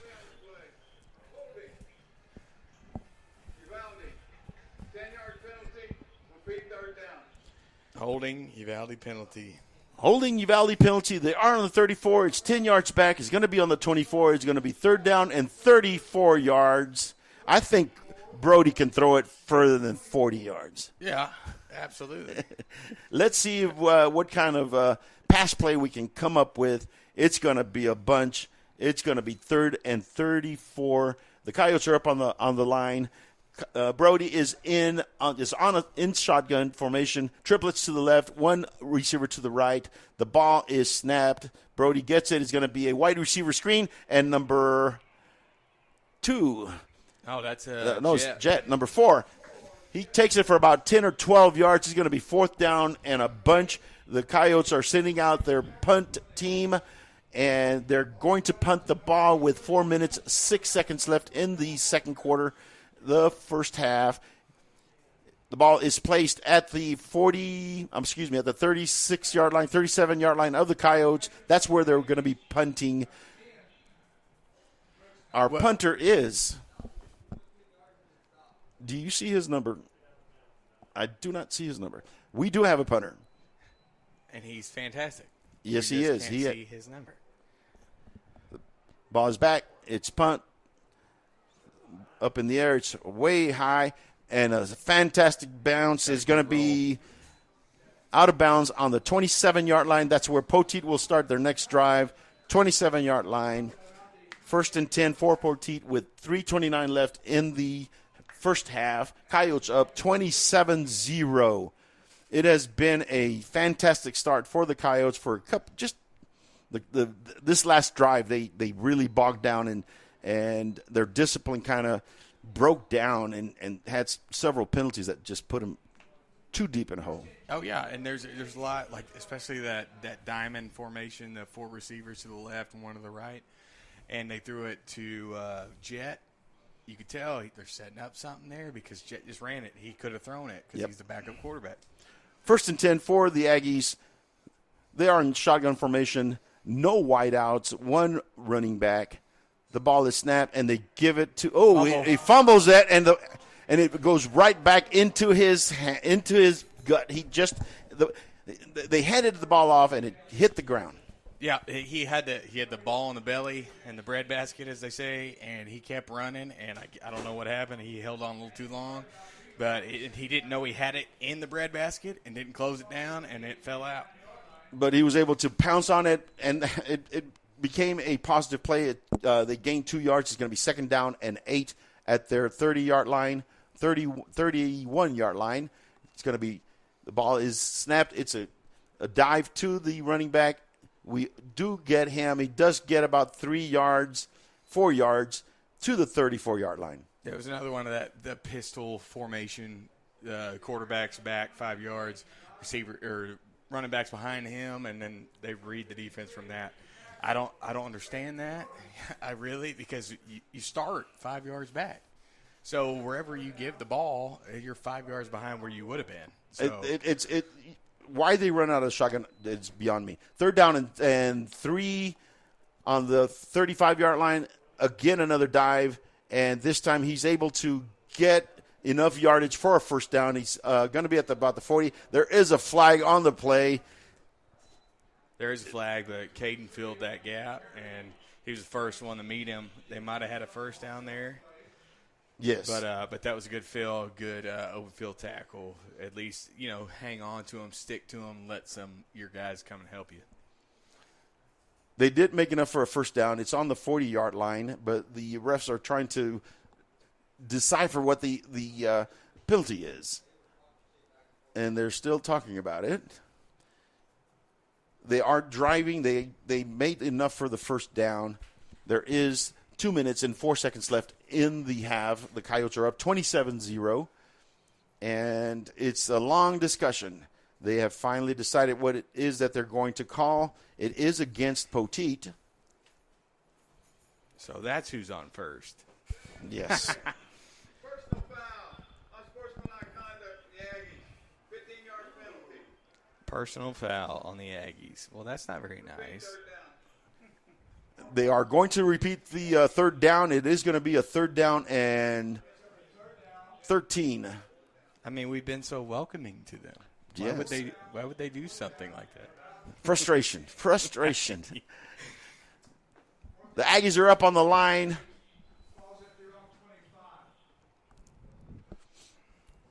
Aggies are up on the line. It is going to be 3rd down and 15 or 14. 2 minutes, 4 seconds left in the half. Quarterback is in shotgun formation. The ball is snapped, and he turns around and gives it to the running back, and he does find a hole, and he keeps churning, and he's going to get enough for a 1st down. Got a 1st down. Ball is on the 40-yard line. First, another flag. That running back reminds me a lot of Griffin back at Oklahoma. Yes. He's real small, kind of disappeared behind the line, and he's bouncing off like a pinball, and so that's what this kid reminds me of. He's not the biggest, but he gets lost and he bounces well. Yes, he does. There's some kind of frustration on some of the players. It looks like it's going to be another personnel foul. I don't know if it's going to be on the Coyotes or it looks like it's going to be on the Coyotes. He did make enough. Personal foul, unsportsmanlike conduct on Uvalde. Be a 15-yard penalty, automatic first down. Costly penalty. We return the favor with another personal foul, 15 yards the other way. It takes the ball into the Coyotes' end of the field. The ball is going to be placed at the Coyote 44-yard line. It's going to be 1st and 10 for the Aggies. At that point, there is 1 minute and 55 seconds, plenty of time for them to try to drive it into the end zone. Let's hope that they don't.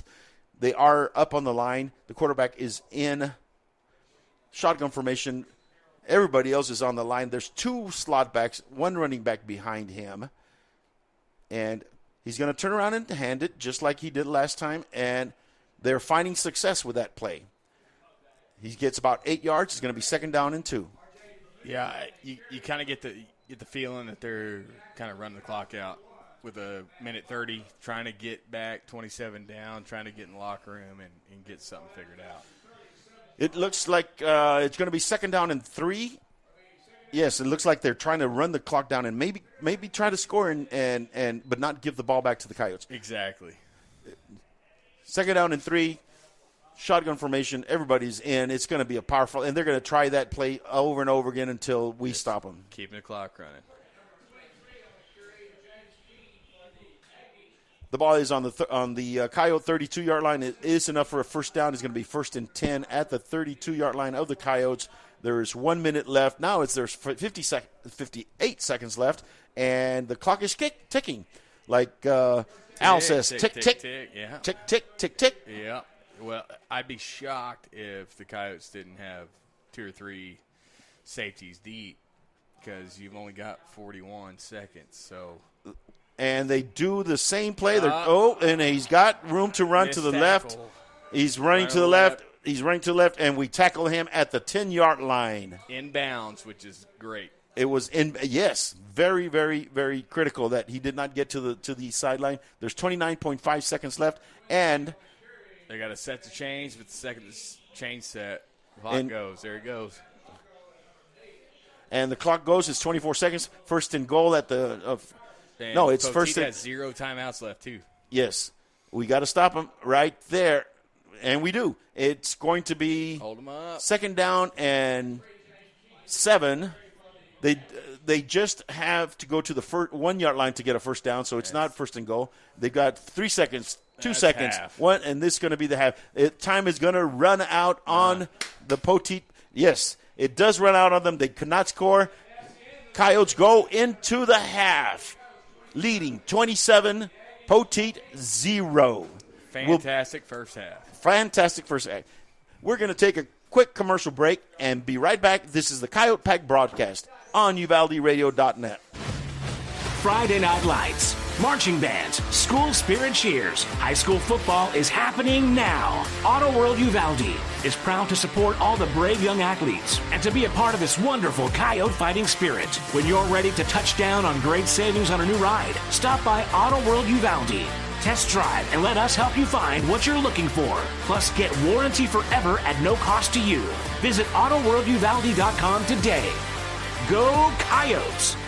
I wake up with you guys, I spend my day with you guys, and I go to bed with you guys. You guys are the best. The most Texas country and red dirt, plus the best of Nashville from 90s to now.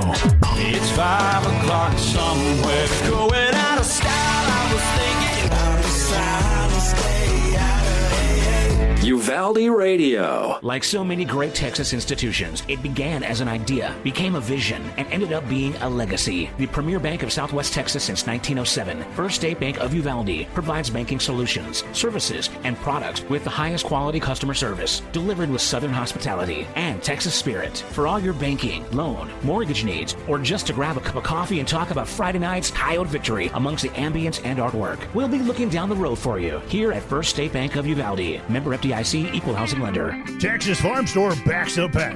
Locally owned and operated for over 50 years at 236 East Nepal. Stop by for everything you need. Feed, seed, lawn and garden, animal health, custom mixing and grinding, tack, herbicides, pesticides, and even wild game feeders.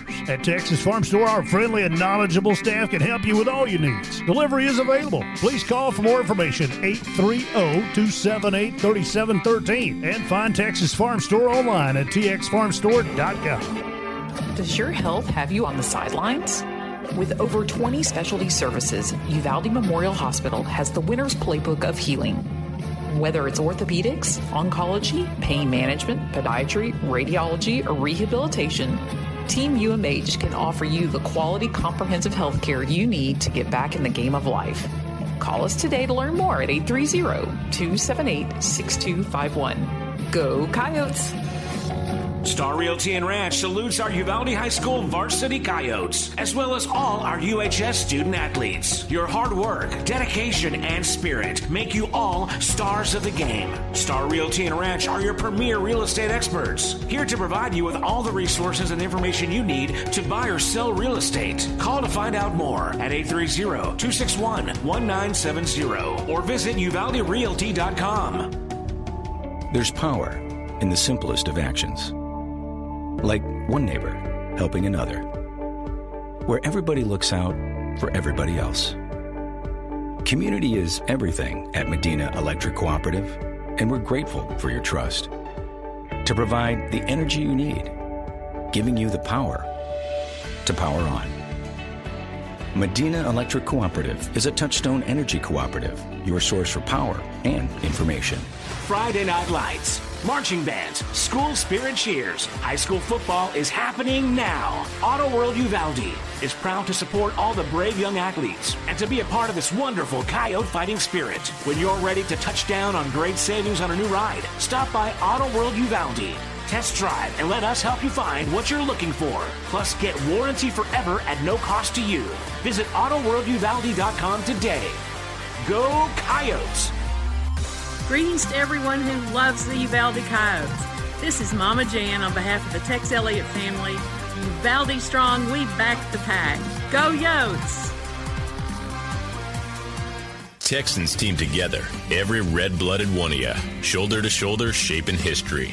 We're in it for the long haul, together, and you can take that to the bank. Texan Bank, poised and ready for a future that's wide open. Member FDIC. Uvalde Chevrolet is proud to bring you official coverage of Uvalde Coyotes football. At Uvalde Chevrolet, we've devoted ourselves to helping and serving our customers to the best of our ability. We believe the cars we offer are the highest quality and ideal for your life needs. Visit our website at UvaldeChevrolet.com to search new and used vehicles, plus get information on specials, financing, and parts and service. Or stop by and see us at 825 East Main Street in Uvalde. Uvalde Chevrolet, Uvalde's exclusive GM dealer. Hi there.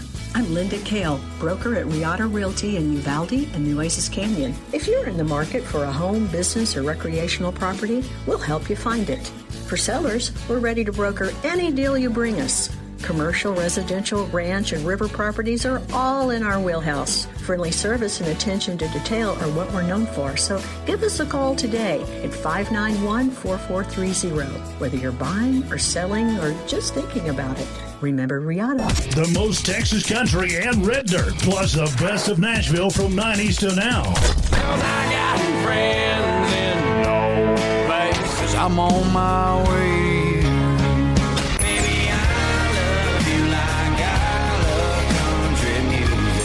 Uvalde Radio. Uvalde Radio.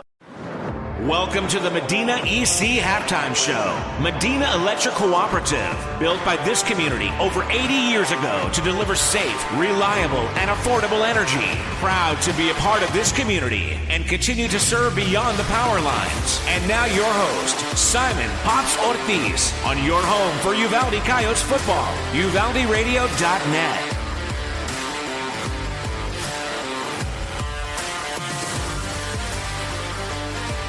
And welcome back, Coyote fans. This is Simon Pops Ortiz here with you with Mr. Chance Newton from First State Bank of Uvalde.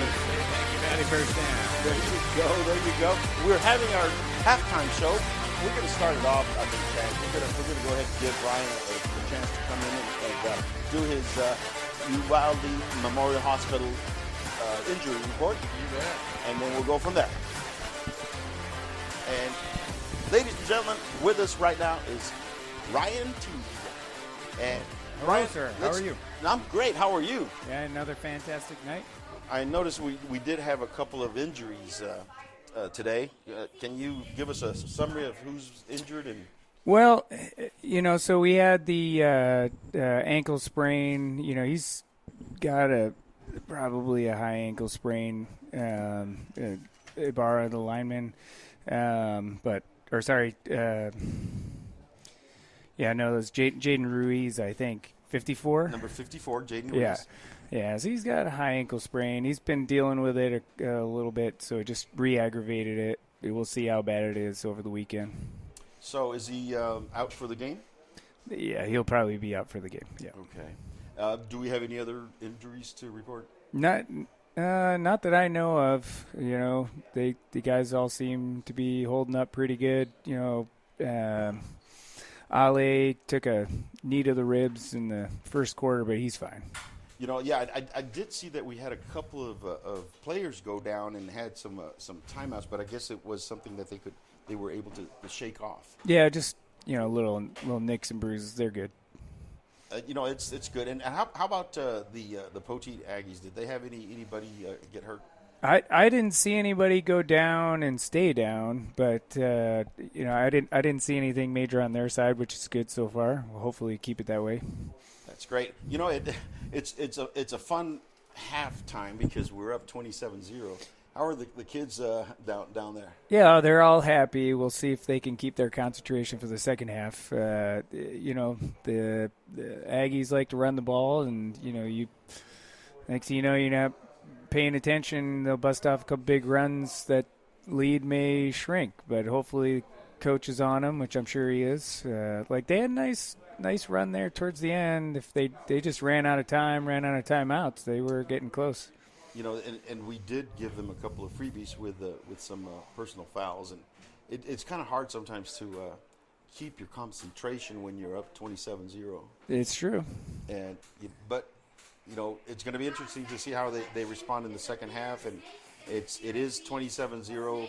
They still need to keep their foot on the pedal to. Go out, have some fun, score some points. I mean, gosh, what a great play that the play that wasn't was. The nice long ball to what's his name, Quentin Gant. Yes. That was a great pass, great catch and run. Just holding, calls it back. It was it would have been the longest play of this season, I think. It was long. Yeah, I believe it. So. Well, thank or God maybe that play it was a one long play to him at the Alamo Dome too. That was pretty long. That was a pretty big play, but that's true. And I'll tell you, I don't know if Brody's feeling some heat from last week, but he came out. He's accurate and on fire tonight. So. During the pregame, I had stated that one of the keys was for us to get Brody going by. Establishing the run and giving him some easy throws. He didn't need them. He was just in rhythm from the start. So it's very encouraging that he was able to, because this is basically his start of the season, and that he was able to just keep going, not miss a beat on his throws. So good first half, excellent 27-0. Unfortunately, one little. I think it's just an aggravation, that ankle injury. Talking to the head trainer, Bet Adams. The kid's been dealing with that ankle for a couple weeks now. I guess just a re-aggravation. So hopefully we can keep it calm. I like to just stand on the sideline and have to run out there in this heat. So hopefully we can keep it like that. But let's hope that we don't have any kind of injuries and we just are able to make it through the second half, get a couple of more touchdowns. Hopefully, That's right. And get out of here without any serious injuries. Ryan, thank you for coming up again. It's great to have the Uvalde Memorial Hospital halftime injury report. We will get back with you. We're going to take a real quick commercial break. This is the Uvalde Coyote Pack broadcast on UvaldeRadio.net. Greetings to everyone who loves the Uvalde Coyotes. This is Mama Jan on behalf of the Tex Elliott family. Uvalde strong, we back the pack. Go Yotes! Texans team together, every red-blooded one of you, shoulder to shoulder, shaping history. We're in it for the long haul, together, and you can take that to the bank. Texan Bank, poised and ready for a future that's wide open. Member FDIC. Uvalde Chevrolet is proud to bring you official coverage of Uvalde Coyotes football. At Uvalde Chevrolet, we've devoted ourselves to helping and serving our customers to the best of our ability. We believe the cars we offer are the highest quality and ideal for your life needs. Visit our website at UvaldeChevrolet.com to search new and used vehicles, plus get information on specials, financing, and parts and service. Or stop by and see us at 825 East Main Street in Uvalde. Uvalde Chevrolet, Uvalde's exclusive GM dealer. Hi there.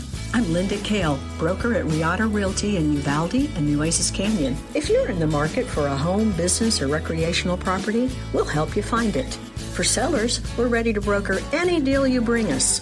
Commercial, residential, ranch, and river properties are all in our wheelhouse. Friendly service and attention to detail are what we're known for, so give us a call today at 591-4430. Whether you're buying or selling or just thinking about it, remember Riata. Like so many great Texas institutions, it began as an idea, became a vision, and ended up being a legacy. The premier bank of Southwest Texas since 1907, First State Bank of Uvalde, provides banking solutions, services, and products with the highest quality customer service, delivered with Southern hospitality and Texas spirit. For all your banking, loan, mortgage needs, or just to grab a cup of coffee and talk about Friday night's Coyote victory amongst the ambience and artwork, we'll be looking down the road for you here at First State Bank of Uvalde. Member FDIC, equal housing lender. And we're back, ladies and gentlemen.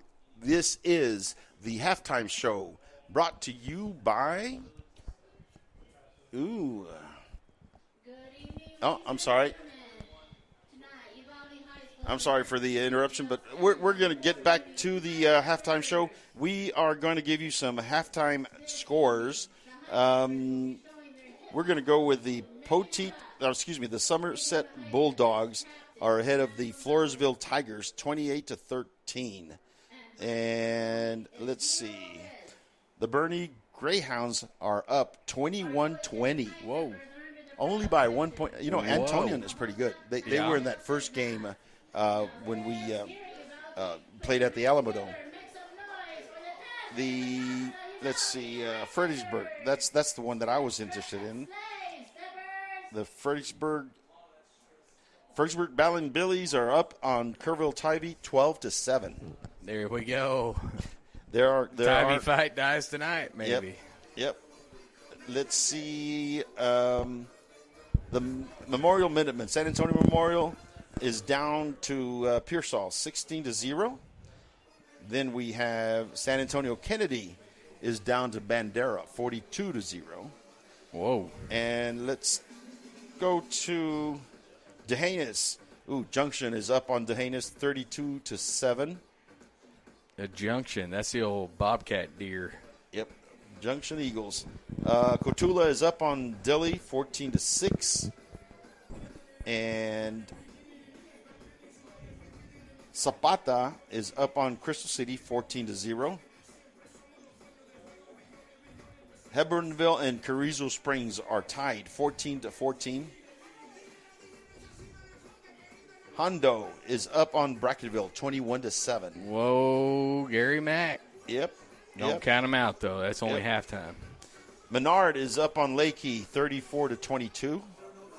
And those are the scores that we have for the for our district and our surrounding towns. Let's talk a little bit about the game we have here. Chance, what did you see in that first half? So offensively for the Coyotes, it's obvious that Poteet, they're running man coverage. They're facing inside. The outside corners are scared, obviously, of slants and anything like that. So they're setting up, facing the inside of the field, which is why you're getting a bunch of deep balls and home run balls towards our receivers. Now, I would expect that we're probably going to try to get the running game more involved here the second half, kind of melt the clock and get away with this one like we're doing now. The wheels kind of started shaking there towards the second quarter, and luckily we got out and we got into the locker room, and hopefully Coach got all the nerves calmed down and we can keep going what we were doing. So. Yeah, and, the other thing that I see is that we've got the athletes. We've got so much more speed than they do, and they just cannot keep up with our wide receivers. But there's something to be said for us to just get back to our running game and try to milk that clock, get out of here without getting any more damage in our offensive line. It was one offensive lineman that got hurt today. It was not so much he got hurt. He re-aggravated his high ankle sprain. Yeah, well, the high ankle, man, that'll be all season. Yeah, and you always hate to hear that because the high ankle, hamstring, all of that stuff, man, those are kind of just nagging injuries, and they never quite go away. And, for Poteet, at the end of the half, towards the end of the half, they had this one running play where they were getting good chunks of yard. It's going to be very interesting to see if they keep going to that play until we stop them.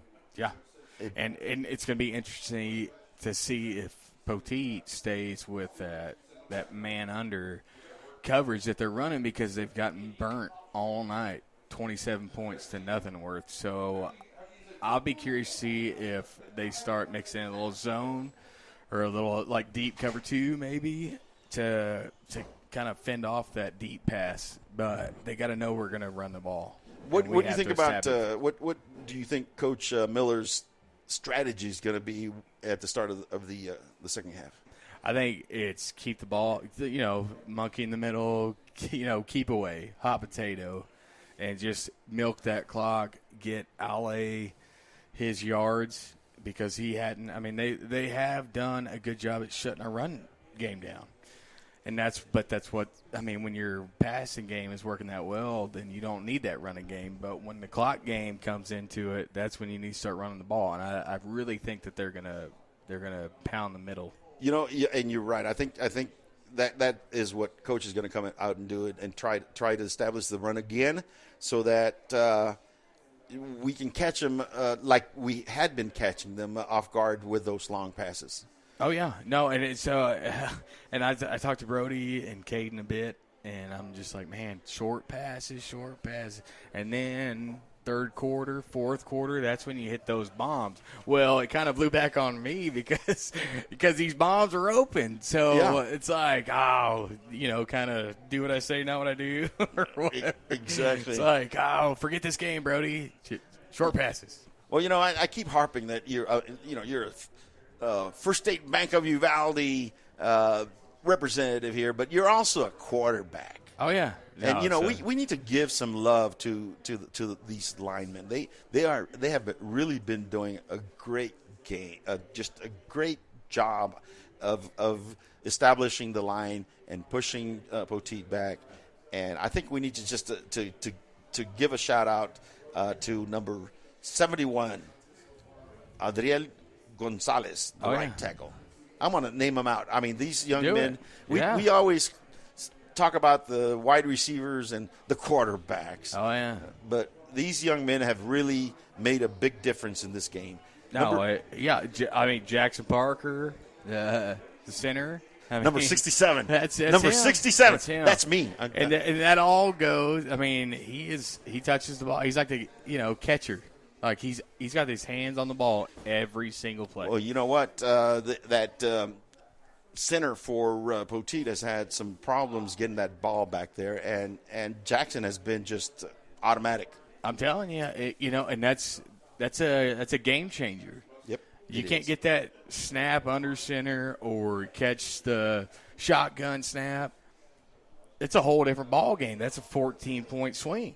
That's right. So I'm going to name out the starting offensive line. Number 71, Ariel Gonzalez at right tackle. Number 52, J.T. Ibarra, the right guard. At center, of course, number 67, Jackson Parker. The left guard, number 50, Aiden Cantu.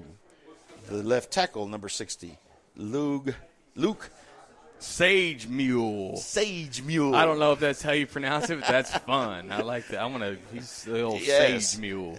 And the backups are number 74, Sebastian Fuentes. Number 75, Darian Navarro. Number 54, the young man with the high ankle sprain, is number 54, Jaden Ruiz. Number 66, Adam Barbosa. And number 51, Cody Ruth. Those young men have really made a big difference in tonight's game. And, of course, on defense, our defensive line has been able to hold the line so that our linebackers can scrape and make the tackles. So we're gonna quickly name our defensive tackles and defensive ends. Number 55, Aaron Graves. He's the defensive tackle. Another defensive tackle, number 65, Malachi Lara. Our defensive end, number 8, John Elizondo. Number 34, another defensive end, Rylan Diaz. Their backups are number 64, Brian Mencinares. Number 56, another tackle, TJ Esparza. Number 53, defensive end, Brayton Torres. Number 30, defensive end, Cody De La Garza. And you know what? We also need to mention the tight ends. Oh, yeah. They have been doing a great job. Yeah, they've been blocking more here this last first half of the game, but I wouldn't be surprised if they try to block and then pop off and go down the seam, hit him up the middle. I think one of those plays might have been that, but I can't recall exactly. So our tight ends are number 47, Taylor Massey, and number 32, Fermin Barbosa. Yeah, that's all. I played baseball with his daddy, CB. Which Barbosa's? Yeah. Oh, wow. Cool. Yeah. Very good. And his mama works at the bank. So, yeah, Crystal Dow. So, howdy, y'all. Very good. And I wouldn't be worth my weight in salt if you started talking about offensive linemen and I didn't name my own. So, shout out to Josh Barron, Adrian Aviles, Gilbert Rodriguez, Don Contreras. Love you guys. You're the reason I'm alive today. Good job. Good job. Ladies and gentlemen, we're going to take a real quick break and come right back to the start of the second half. This is the Coyote Pack broadcast on UvaldeRadio.net. Vulcan Materials Company is the nation's largest producer of construction aggregates, primarily crushed stone, sand, and gravel, and a major producer of construction materials, including asphalt and ready-mix concrete. One of our core tenets at Vulcan is being a good citizen and responsible steward of the communities in which we operate. From local community groups and philanthropic organizations to supply chain partners, we believe in being active and engaged neighbors. Our responsibility is to build strong relationships that support strong communities. Learn more at vulcanmaterials.com. Cecil Atkinson Motors is proud to be your Chrysler, Dodge, Jeep, Ram, and Wagoneer dealership in Uvalde, Texas. We've been in business for over 37 years as a family-owned car dealership and your one-stop shop of automotive excellence. Stop by and see us at 2630 East Main Street under the giant Texas flag. And help us welcome our new general manager, William Juarez, and his family to Uvalde. We look forward to introducing you to a wide selection of pre-owned vehicles, our stellar finance team, and our dedicated service center. Visit our website at CecilUvalde.com. Cecil Atkinson Motors, when the products are similar, the dealer makes a difference.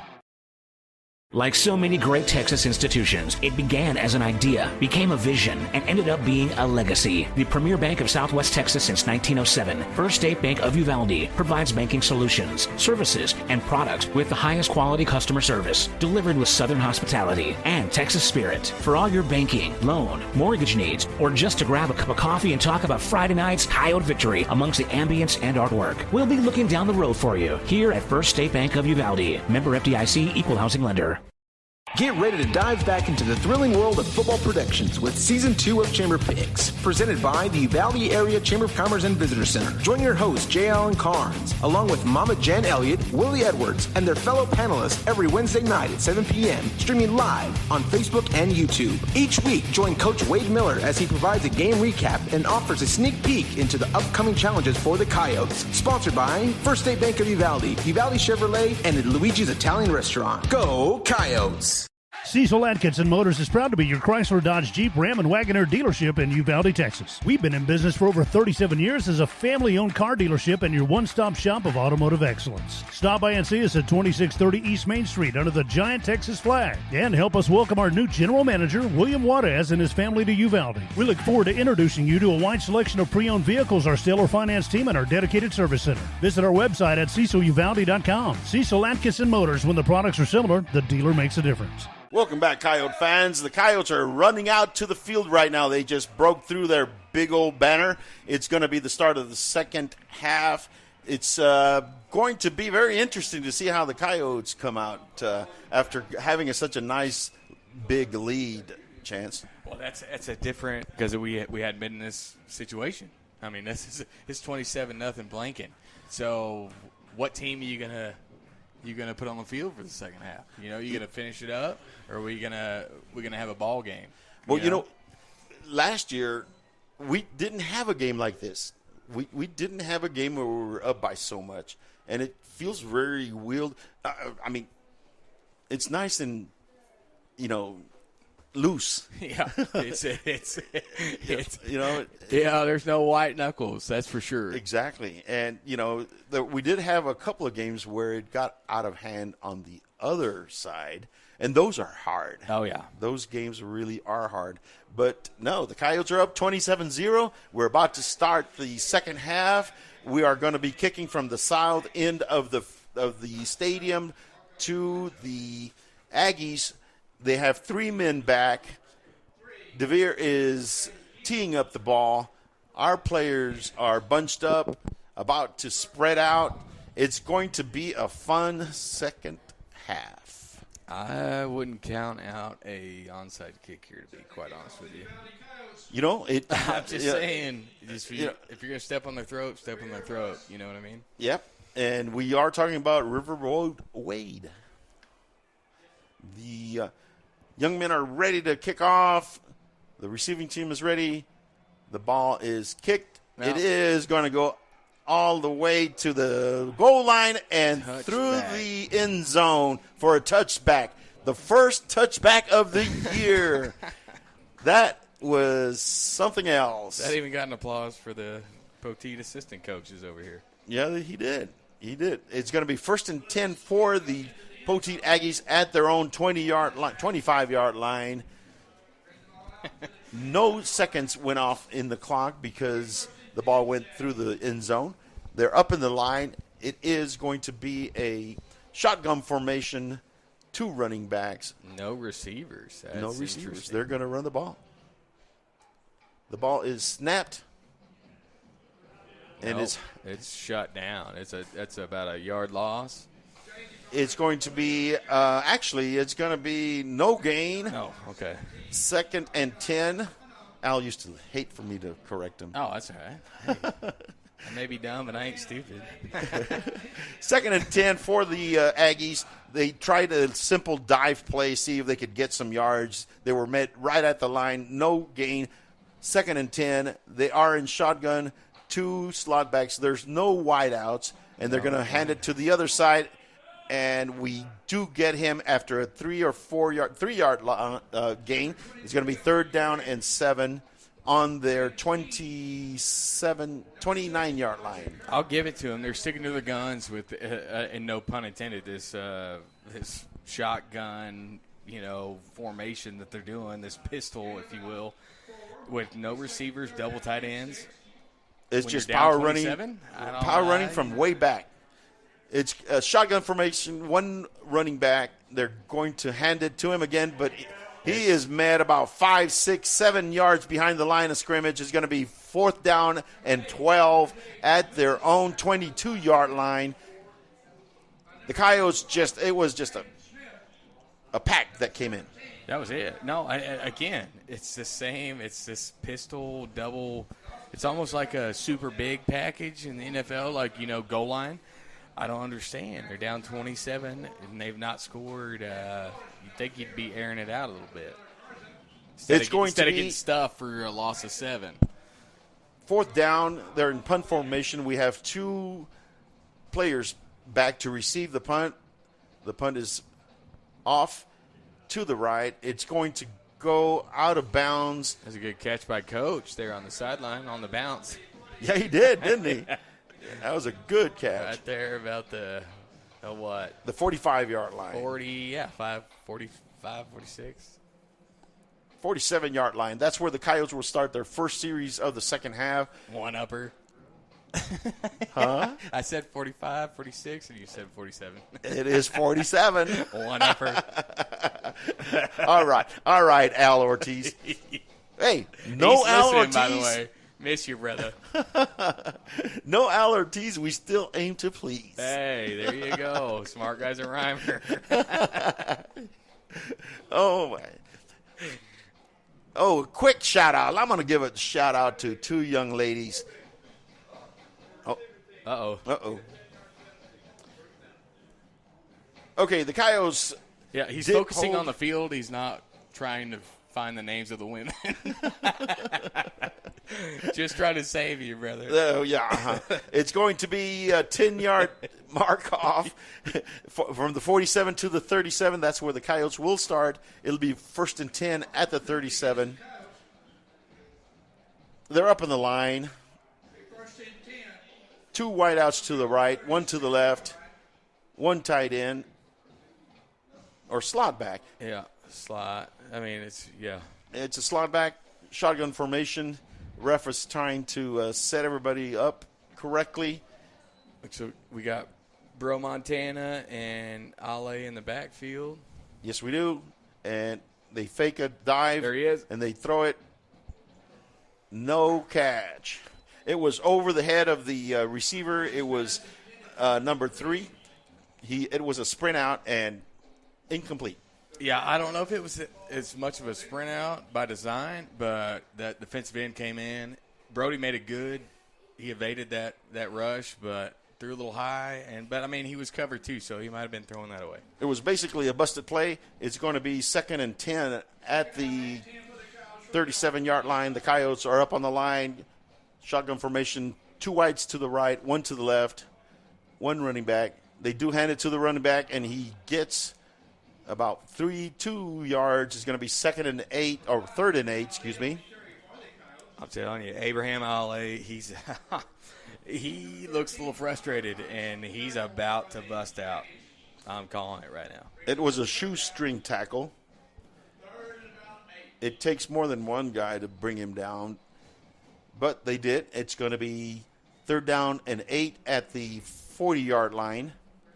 Let's see what Coach has up his sleeve here. You might go for it all. We're still going wideouts, shotgun formation. So, yes, it's shotgun formation, 2 wideouts to the left, 1 to the right. And they snap the ball. He was not ready for it, but he does throw a nice long incomplete. It'll be 4th down. That was a ridiculously athletic play by Brody Carnes. He was looking the sideline. That center snapped the ball. He didn't even see it, and he just happened to feel it and catch it, and then throw. I mean, wasn't complete. But it could have been a whole lot worse. It was very surprising that he was able to keep that ball. Number 24 is back to punt for the Coyotes. We are up on the line. It's going to be a punt. They do have one player, one Aggie back to receive the punt. The punt is up, and it's a beauty. It's a beauty, and it's going to go all the way to. Oh yes, the 2-yard line. 2-yard line. A beautiful punt. It was just over the head of the person, the player that was out back trying to receive the punt. He was not able to, and it rolled all the way to the 2-yard line. That's where the Aggies will start their second possession of the second half, 1st and 10 on their own 2-yard line. Yeah, he did one of those, Ole, no, not me, and then, it's going to go in the end zone, and it didn't. It stopped on the 2, so. I thought it was a catchable punt, but it was a little high, but not that high. Yeah, no, it was kind of line drivey, if that's even a word. So they're up on the line. They are staying in their shotgun. I think that's the only formation that they have in their playbook. That pistol double, yeah. It's a pistol with yeah, same thing. And they fumble the ball, and he's trying, and it is going to be a touchback. Yes, Safety, it is. 2 points, Uvalde. That was a sack off a fumbled botch snap. They continue to have problems with their snap. The ball was on the ground. That's cohesion right there. You got to have that snap. So it's a two-point safety. It's going to be 29-0 Coyotes.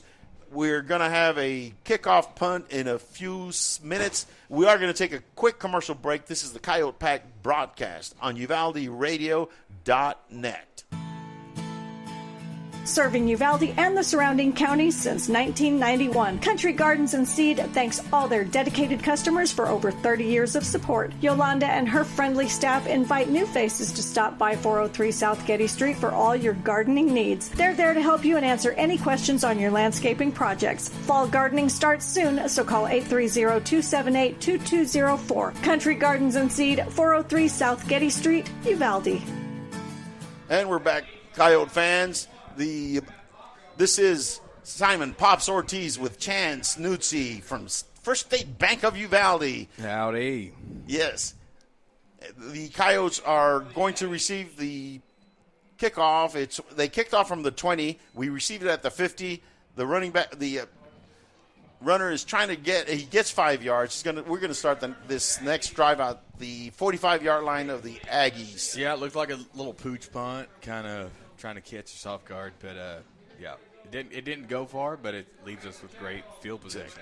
This is your Coyote Pack broadcast on UvaldeRadio.net, bringing you the live Coyote varsity football game. We are up 29-0, 8 minutes, 33 seconds in the third quarter. Coyotes are on the Aggies side of the field. They're on the Aggies 46-yard line, 1st and 10. Coyotes are up on the line. Brody is under center. I formation. There is the center. False start. The center halfway snapped the ball. It's going to be a 5-yard walk-off on the Coyotes. It's going to be 1st and 15 now. False start on the center. See, this is an easy deal for quarterback. You just do the old same one. Let's go, because you're just trying to run the ball and it's no secret. Exactly. Coyotes are in huddle. They're coming out. It's going to be Brody under center, I formation. Bet you the fullback is going to start, shifting to the left. He fakes. Good evade. He evaded a rusher there. He did. Brody, he evaded the rusher. right. He's going to throw a long pass. There it is. He is all by himself. Bomb. Touchdown, Coyotes! Yeah. Oh my God! It was a long pass.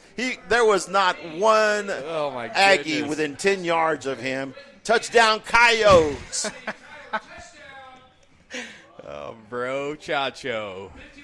Number 2, Mr. Gant. Carnes to Gant. The Coyotes are up on the line for the extra point. Brody is back to hold the snap. There's a snap down. Kick is up, and it's good. Coyotes are up 35-0 with 8 minutes, 19 seconds in the third quarter. This is your Coyote Pack broadcast on UvaldeRadio.net. We're going to take a quick commercial break. DKM Enterprises is a family-owned and operated company with 3 generations of proven quality and customer service in the steel industry. DKM can assist your business with the safe and thorough completion of projects or purchases of any size. Headquartered in Uvalde, Texas and Abilene, Kansas, DKM has yards and locations across the country. We look forward to providing you quality service with a hometown feel, efficiency you can feel good about, and project completion with a focus on safety and environmental responsibility. We're back, Coyote fans. This is the Coyote Pack broadcast on UvaldeRadio.net. This is Simon Pops Ortiz with Chance, Mr. number 16, Nutzi, our color commentator of the night. Yes, sir. Glad to be here, especially for this game. Yes, Holy this smokes. game has been a beauty to call. Okay, the ball is teed up on the 40-yard line, south side of the field. The Coyotes are spread out. Here goes the kick, and it's a line drive again, and it just goes all the way into the end zone for a touchback. That receiver, or the one that was receiving the kick, looked like he tried to kind of get it. I don't know if his hand touched it. The ref didn't call, but yeah, it was close. What are you doing? I don't know if he touched it or not, but if he had, it would have been a live ball. Oh, yeah. So they're going to start on the 25-yard line. It was ruled a touchback by the refs. 1st and 10 at the 25. 8 minutes and 15 seconds left in the third quarter. Coyotes are up 36-0. The Aggies are up on the line. Quarterback is in shotgun formation. Several slot backs on both sides. The snap is up. He does a dive, and they meet him in the backfield. Yeah, it was like a dive read, but the quarterback gave it and then tried to go get it back. And by that time it was too late because the Coyotes were in the backfield. Oh, yeah. It's going to be a 3-yard loss. It's going to be second down and 13 at the 21.5-yard line. These Aggies just cannot find an answer. They lost a lot of players. They're a young team, and it's getting hard for them. And it shows. Yep. It really does. We've got an experienced team. Second down and 10. Ball is snapped. It is a handoff to number 27. There you go. Caden Smith filled that gap. Yes, he did. For no gain. Tackle. Excellent tackle. Caden stepped right up in that gap, filled it, and took care of it himself. Second down and 10 for the Aggies. Is it second down or third down? Second down. Second down and 10 for the Aggies on their own 25-yard line. They're up on the line. They have 4 receivers to the left, 1 to the right. Quarterback empty backfield. Shotgun. He goes back to pass, and he's got his one receiver that he loves, and it's going to be intercepted. We picked it. Yeah, well, we picked it. Let's see what they call. Yep. Picked it. Interception. Interception. Hell of a job. Number 0. Alberto De La Garza. Alberto De La Garza picked it off. It looked like it was a tie. They both had the ball in their hands. Yeah, well, when you're in Uvalde, tie goes to the home team. There you go. That's true. That's true. Okay, 1st and 10 for the Coyotes at their own 43-yard line. 6:40 left in the third quarter. 36-0. Coyotes are up. They're in the huddle. And Poteet is just shell-shocked. 1st and 10, they're up in the line. Brody is under center. There's one wide out to the left, one to the right. Now it looks like we got Jet in for quarterback. Yep, it is Jet, and he gives a straight dive to the fullback. 3-yard gain. Yeah, I would imagine we'd see that play for every offensive play for the rest of the game.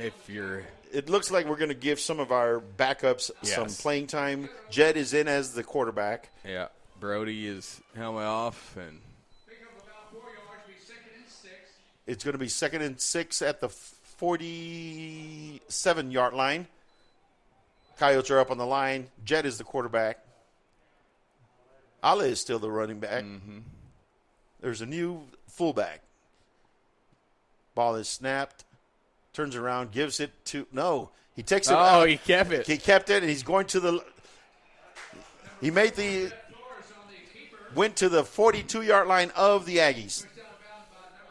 In it was all a quarterback honesty, it was a busted play is what it was. But he made the best of it and got a First State Bank Uvalde first down. A First State Bank Uvalde first down, yes, sir. You know, it was an RPO type of play, and the fullback wanted to keep it, but he just pulled it out. Yeah, his little tug of war, and that play read defensive end, and that defensive end kind of paused. So Yep. it 42-yard line of the Aggies. The Coyotes are on. It's 1st and 10. Quarterback under center. Another. Abraham Ale. Yep, they're establishing their running game. It's going to go for about 9 yards. It's going to be 2nd and 1. And that's good, man. You know, you're playing a young team. You're an experienced team.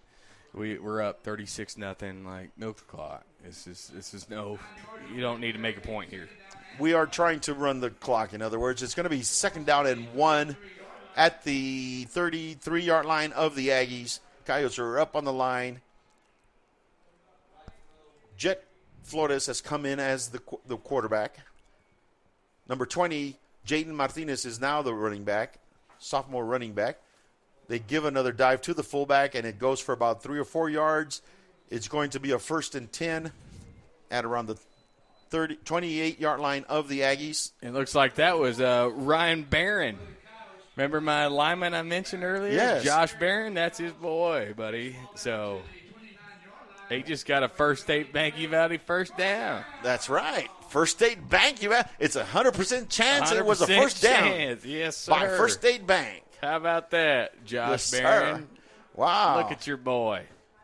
Nostalgia night for you, huh? I'm telling you. Oh, and the other fullback is Kyle Klein's kid, and he wore the same number and same cowboy collar. It's nuts. 1st and 10, the Coyotes are up in the line. They do another dive play with number 20, Jaden Martinez, the sophomore running back. It goes for a -1 yard. Like that's the game you're going to have to play, though. They're going to stop you, but that's all about keeping that clock running. There is 4 minutes left in the third quarter. 36-0. The Coyotes are up on the Poteet Aggies.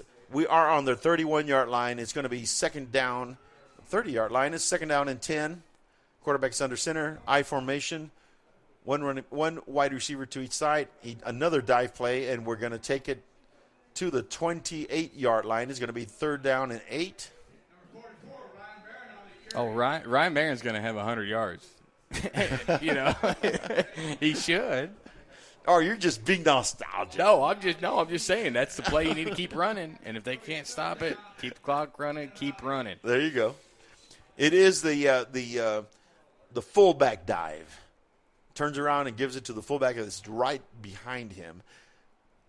Coyotes are up on the line. They're on the 28-yard line of the Aggies. 3rd down and 7. I formation, one wide out each side. Ball is snapped, and again he gives it to the fullback for no gain. It's going to be 4th down and 7 again. They're riding that fullback. They are. Well, that's what you should. You got to do that. They're just running the clock down. Yep. And we need to have this play clock go to 2 seconds before you kick this ball. Exactly. They are lining up for a field goal attempt. Is going to be a 45-yard field goal try by DeVere Willis. It would be the longest he's ever hit. Come on, Willie. Ball is snapped down. There is movement in the blocked. line. It was blocked. They picked it up. And we got a flag on the play, though. Yes, we do. We do have a flag on the play. And I think it's against them. I think they jumped off sides. And there's another flag where the tackle was made. One player picked up the ball, and he was able to advance it to the Coyote end of the field. And where he was tackled, there was another flag that was thrown. Well, let's see which flag is which. and what they're going to do. Willis with his helmet off, too, and that's never a good thing on the field. No. It's either a penalty if you do it, or you got to sit out of play if you get it. If you don't do it, Exactly. It was Willis who had his helmet off? Yeah, and I don't know the cause, but I just saw him without it on. The play looked like it was out of sync from the start once they jumped off sides, and that's why they were able to block it and take it back a ways. Right. But the refs are now trying to decide what the result is going to be. And while they're doing that, we're going to take a quick commercial break and be right back. This is the Coyote Pack broadcast on UvaldeRadio.net. Texas Farm Store backs up pack.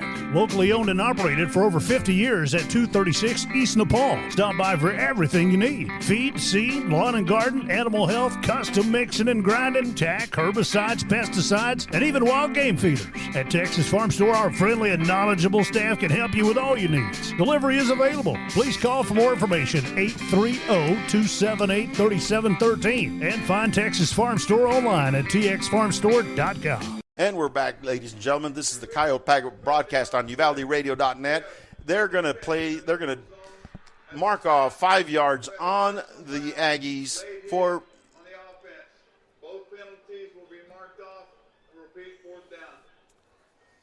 Both penalties are going to be marked. There was 2 penalties. One was offsides on the defense. The other one was a late hit on the offense. They marked off 5 yards towards the Aggies and then 15 yards back on the Coyotes. It brings the ball back to the Aggie 37-yard line. I think it's going to be a little too far for a field goal try, so I think they're going to send out number 24 to punt the ball. Yeah, high school especially, you got to go for this now just because you're not going to have a kicker that can get it there.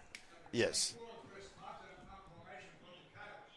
Number 24, Chris Vaca, is our punter. No, it's Michael Dodson. No, that's the Aggies. Okay, the ball is back. The punt is up. Chris Mata. And it goes into the end zone.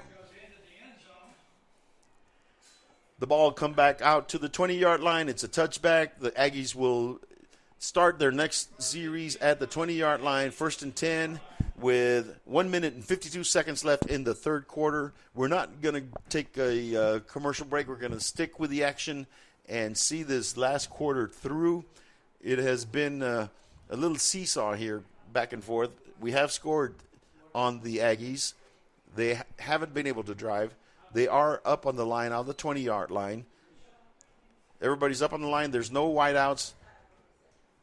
Shotgun formation. Dive to the running back to the right for 3 yards. See, and that's what makes me think. And I'm sure they're a great team, but that's what you get with small or underclassmen. You only have the same play, and you run what you've got, and so there's not a lot they can do. That's one of the in the coaches interview. We'll go over it in a minute. They're up on the line.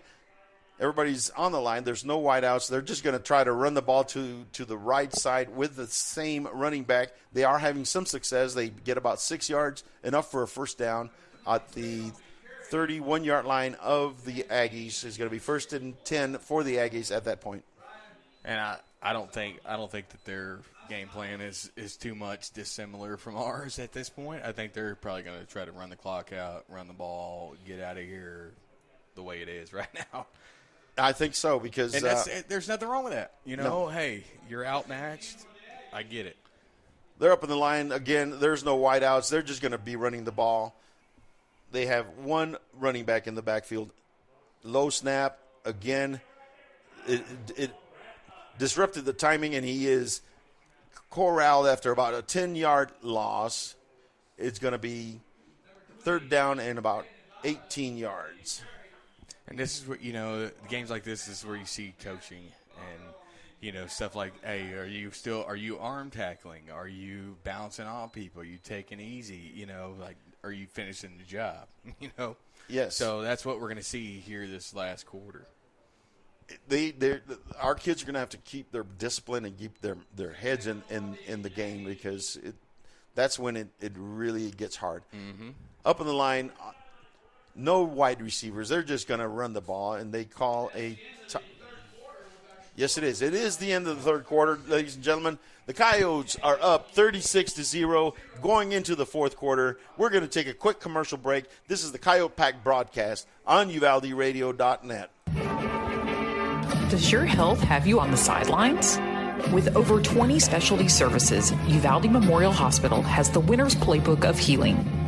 Whether it's orthopedics, oncology, pain management, podiatry, radiology, or rehabilitation, Team UMH can offer you the quality comprehensive health care you need to get back in the game of life. Call us today to learn more at 830-278-6251. Go Coyotes!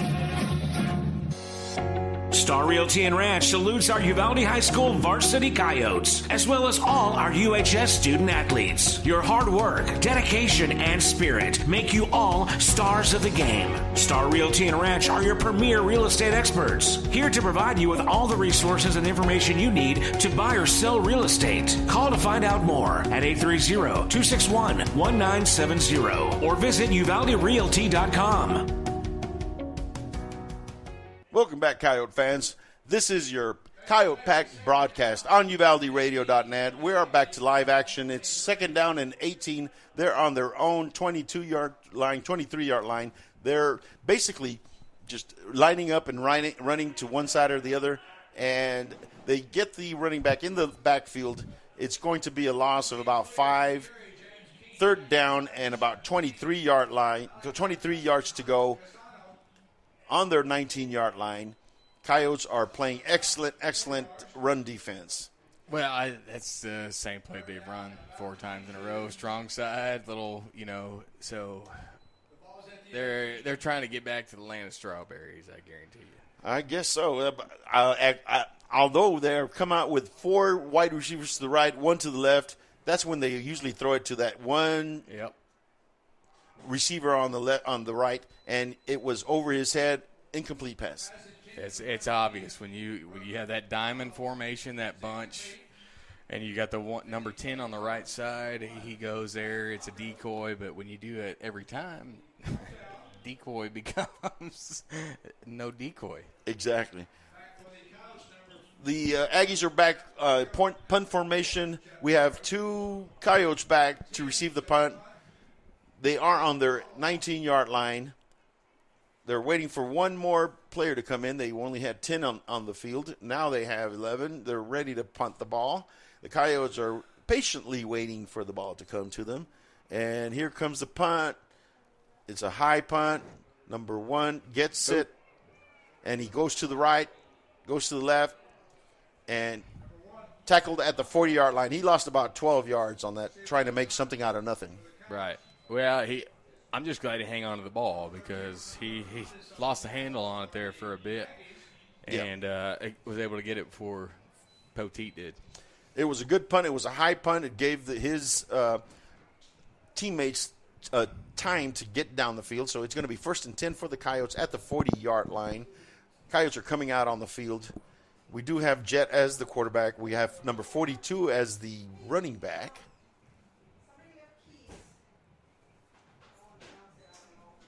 Number 42 for the Coyotes is a new tailback. And he's going to take the ball, a sweep, gets 1 yard. Second down and 9. Cody Briseño. The name was? Cody Briseño. Cody Briseño, 42.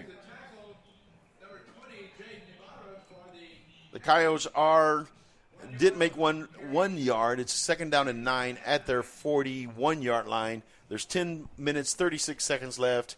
The Coyotes are up 36-0. We are going to get this win. It's just a matter of running the clock out. Let's see if we can keep stringing some first downs together so that we can just end this game as quickly as possible. Quarterback's under center, I formation. He hands it off to the up back or the fullback. He goes for about 3 yards. It's going to be second down and 6. Nothing wrong with that. It's just, 2 yards at a time. Our biggest number we're worried about right now is that 10 minutes and 2 seconds. It is now under 10 minutes, 9:59, 9:58. Tick, tick, tick, That's tick. it. No, I like to say tick-tock, Yeah. tick-tock. TikTok. Al Thank you, doesn't like China. Let's go, Brandon. There you go. 3rd and 7 for the Coyotes at the 43-yard line. We have the quarterback under center, I formation, one wide out each side. He turns around, gives it to the I back, and he gets no yards. Again, that's okay. You know, I know it's disheartening. Now to get stuffed and for no gain, but man, you're playing a bigger purpose here. And I have noticed that we now have all backups. Yes, which rightfully so. Yes, that's good on Coach Miller. Yes, it's good to get these young kids some game time experience. It is going to be 4th down and 7. We have our punting team out. They have one receiver back ready to receive the punt. The Coyotes are looking around like, okay, Coach, there must be something wrong here. I guess not. The ball is snapped. Punt is up. It's high. And he bobbles it. But he bobbles it. And another player gets it. They are able to recover the fumble at their 22-yard line. Stay with the Aggies. And it's good on the refs. That was a delay game, but they didn't. They let that punt go. They want to go home too. We read out the play clock, and we weren't called for it. So mom would run. We'd go stoplights, and it'd be yellow and turn red. She's like, "No, that was pink." That's it. Okay. That wasn't First red. and That was pink. So it's like, it wasn't a fumble. It was 1st and 10 for the Aggies. The ball is snapped on the high shotgun snap. We get the tackle the quarterback for no gain. It's rinse and repeat at this point. You know, just hold them and don't get anybody hurt. Don't do anything stupid, and let's go home with a win. They bobbled the snap, and the timing was off, but it was still able to get to the line of scrimmage. It's going to be 2nd and 10 at the 22-yard line. Excuse me. Ball is snapped again, just a dive play. And he's going to go for about 3, 4, 5 yards. I'll give it to him, though. He is still fighting for every inch he's getting. So that obviously that goes back to your young players fighting, trying for next year or even growing this season. Okay, so it's 3rd down and 4 at the 30-yard line. The Aggies are in shotgun formation. It is snapped. Their running back is trying to get to the edge, and he gets enough for a 1st down, I believe. So long as he stayed in bounds, we're good. Yes. They do get the 1st down, ladies and gentlemen. It's going to be 1st and 10 at the 34-yard line. The Coyotes are up. It's 7 minutes, 4 seconds and counting to the end of the game. Coyotes have this game well in hand. They are leading 36-0.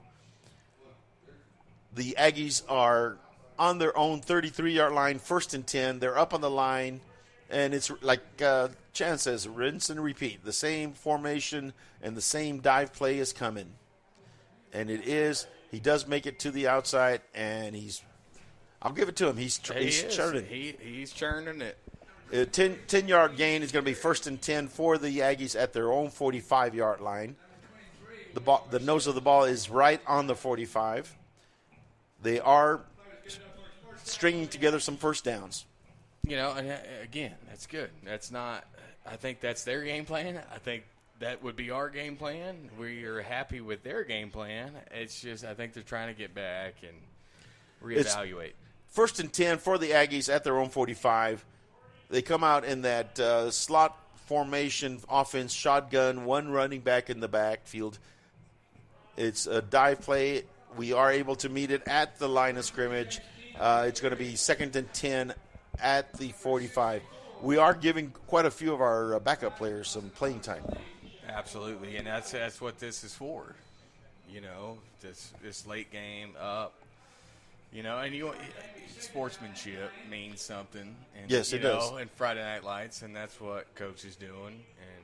And and he's giving these second and third string linemen a chance to stop the run. It's going to be 2nd and 9. They do a handoff to the right, to the left. Excuse me. The running back has some room. Number 20 is stopped at the Coyote 44-yard line. It's first down, and they got a first down. They're not going to lay down. No, they're not. But they understand, and they're running that dive, left, right. Same play, but once that ball snaps, they're going for it. They're not letting up. They're not just laying down. They're trying to make first downs, and it's giving our second and third string backups an opportunity to stop them. Oh, number 20 keeps running like that. He's giving our second string all they want. Mm-hmm. Okay, they're up in the line. There's, again, the 4 receivers to one side, and he's going to throw it to the – and no, it's a broken play. He scrambles and goes upfield for about a 9-yard gain. I'll tell you what, I haven't seen that kid run all day, but he's got some wheels, and if they might have done that earlier, they might not be in this situation because that was impressive. Yes, it was. It's going to be a first down. They gave him enough for a first down. It's 1st and 10 for the Aggies at the 34-yard line of the Coyotes. They are, again, in that 4 wide receivers to one side and 1 wide receiver to the other. They're going to throw a wide receiver screen that was almost. Number 19 tipped the ball as it was being thrown. Joey Lopez. Mr. Joey Lopez was able to. It was a wide receiver screen to the left. Mr. Joey Lopez was rushing. Jumped it, and right off his hands. But man, that'd have been 6. That was going to be a pick 6 there. He had about 60 yards wide open spaces. It's going to be 2nd and 10 from the 35-yard line. They're up on the line. They've got everybody in tight. They head it off to the running back. He gets met in the backfield. He's going to lose a yard. It's going to be 3rd down and 11 at the 36-yard line of the Coyotes. There's 3 minutes and 30 seconds. They're really running the clock.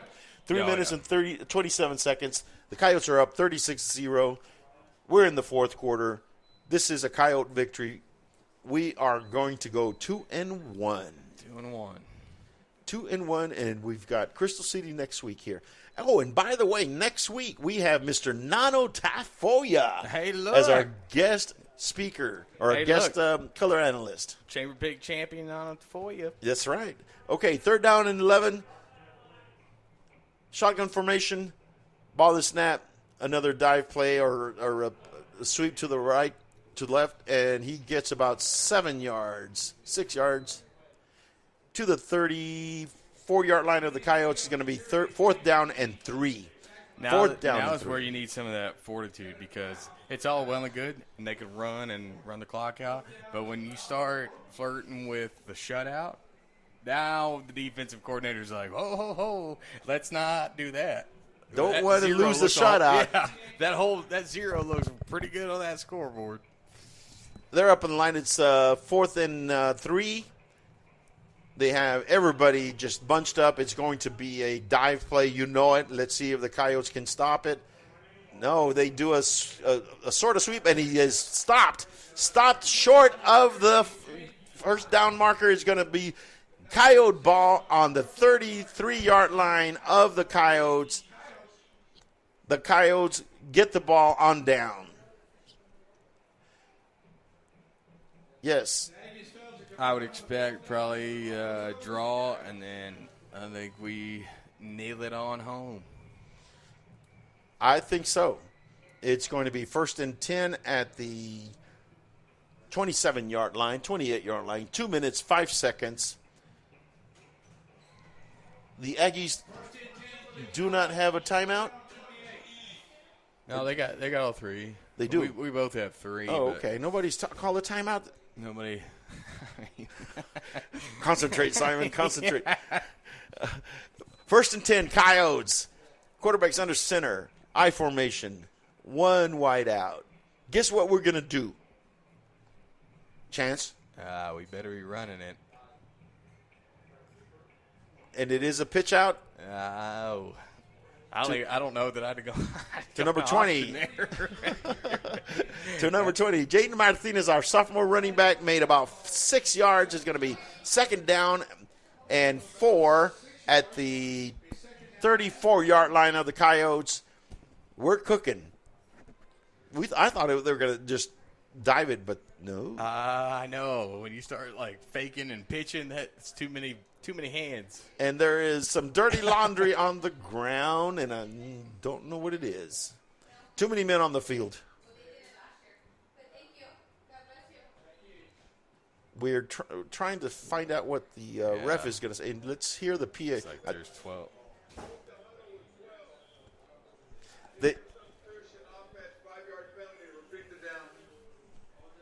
Good. Illegal substitution. Illegal substitution, 12-minute in the huddle. 5-yard penalty is going to be second down and 9. Coyotes are going to be on their 30-yard line. 29-yard line. There's 1 minute, 20 seconds. There's 19 seconds on the play clock. So I think we're just going to let it wind down a bit. 1 minute 10, 1 minute 9. Ball is snapped. It's a pitch out to number 20, Jaden Martinez. He takes it for about 3 yards. More importantly, he stayed in bounds. Stayed bounds. We got 36 on the play clock, 50 on the main clock. We're going to have to run one more play. If it's just a kneel down, that's going to be it because they're not going to have to punt. They'll have the 35 seconds, which is more than what's going to be left. Is 36 seconds left in the game. Coyotes are up on the ball. This should be just a kneel down, but I think they're going to run a regular play. Coyotes are under center. Ball is snapped. It's a pitch out to number 20, and number 20 takes it upfield for a first down to the 45-yard line. I reckon that's it. I think so, too. The lights. The party's over. They say that all good things must end. Join us, Mario. They call it a night. The party's over. And what? And tomorrow starts the same old thing again. The Coyotes have won. 0 on the clock. How about it? 36-0. How about them Cowboys? How about them Coyotes? Yeah, Coyotes. Ladies and gentlemen, we're going to take a real quick commercial break and be right back with your post-game show. This is the Coyote Pack broadcast on UvaldeRadio.net. There's power in the simplest of actions. Like one neighbor helping another. Where everybody looks out for everybody else. Community is everything at Medina Electric Cooperative, and we're grateful for your trust. To provide the energy you need, giving you the power to power on.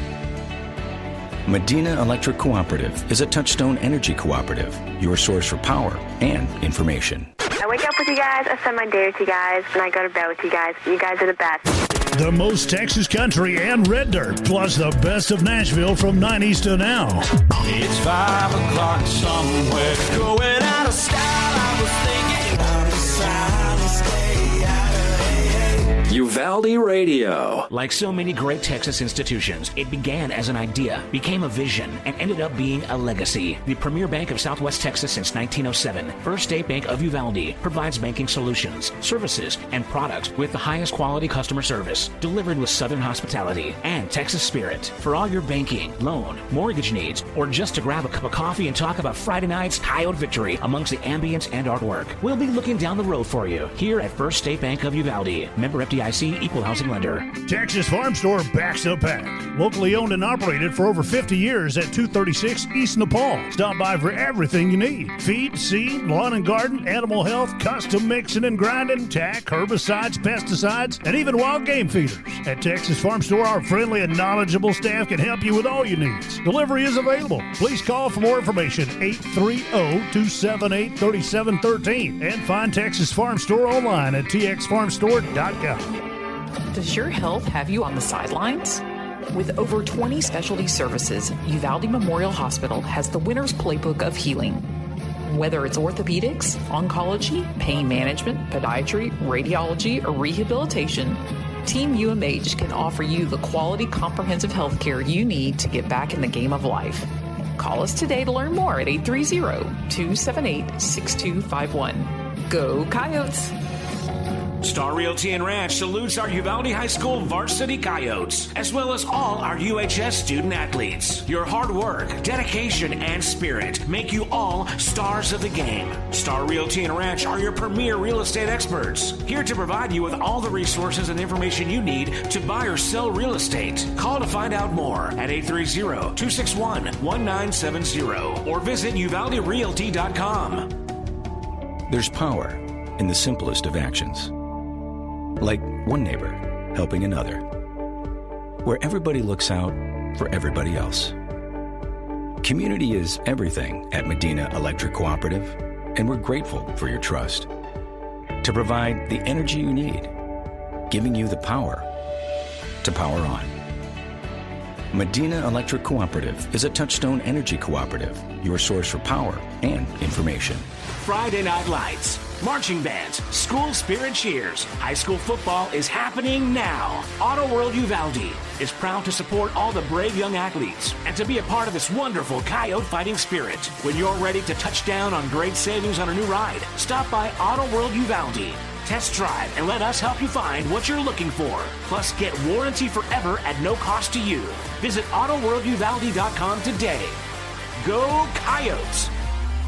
Greetings to everyone who loves the Uvalde Coyotes. This is Mama Jan on behalf of the Tex Elliott family. Uvalde strong, we back the pack. Go Yotes! Texans team together, every red-blooded one of you, shoulder to shoulder, shaping history. We're in it for the long haul, together, and you can take that to the bank. Texan Bank, poised and ready for a future that's wide open. Member FDIC. Uvalde Chevrolet is proud to bring you official coverage of Uvalde Coyotes football. At Uvalde Chevrolet, we've devoted ourselves to helping and serving our customers to the best of our ability. We believe the cars we offer are the highest quality and ideal for your life needs. Visit our website at UvaldeChevrolet.com to search new and used vehicles. Plus get information on specials, financing, and parts and service. Or stop by and see us at 825 East Main Street in Uvalde. Uvalde Chevrolet, Uvalde's exclusive GM dealer. Hi there. I'm Linda Kale, broker at Riata Realty in Uvalde and Nueces Canyon. If you're in the market for a home, business, or recreational property, we'll help you find it. For sellers, we're ready to broker any deal you bring us. Commercial, residential, ranch, and river properties are all in our wheelhouse. Friendly service and attention to detail are what we're known for, so give us a call today at 591-4430. Whether you're buying or selling or just thinking about it, remember Riata. The most Texas country and red dirt, plus the best of Nashville from 90s to now. Well, I got friends in no place, 'cause I'm on my way.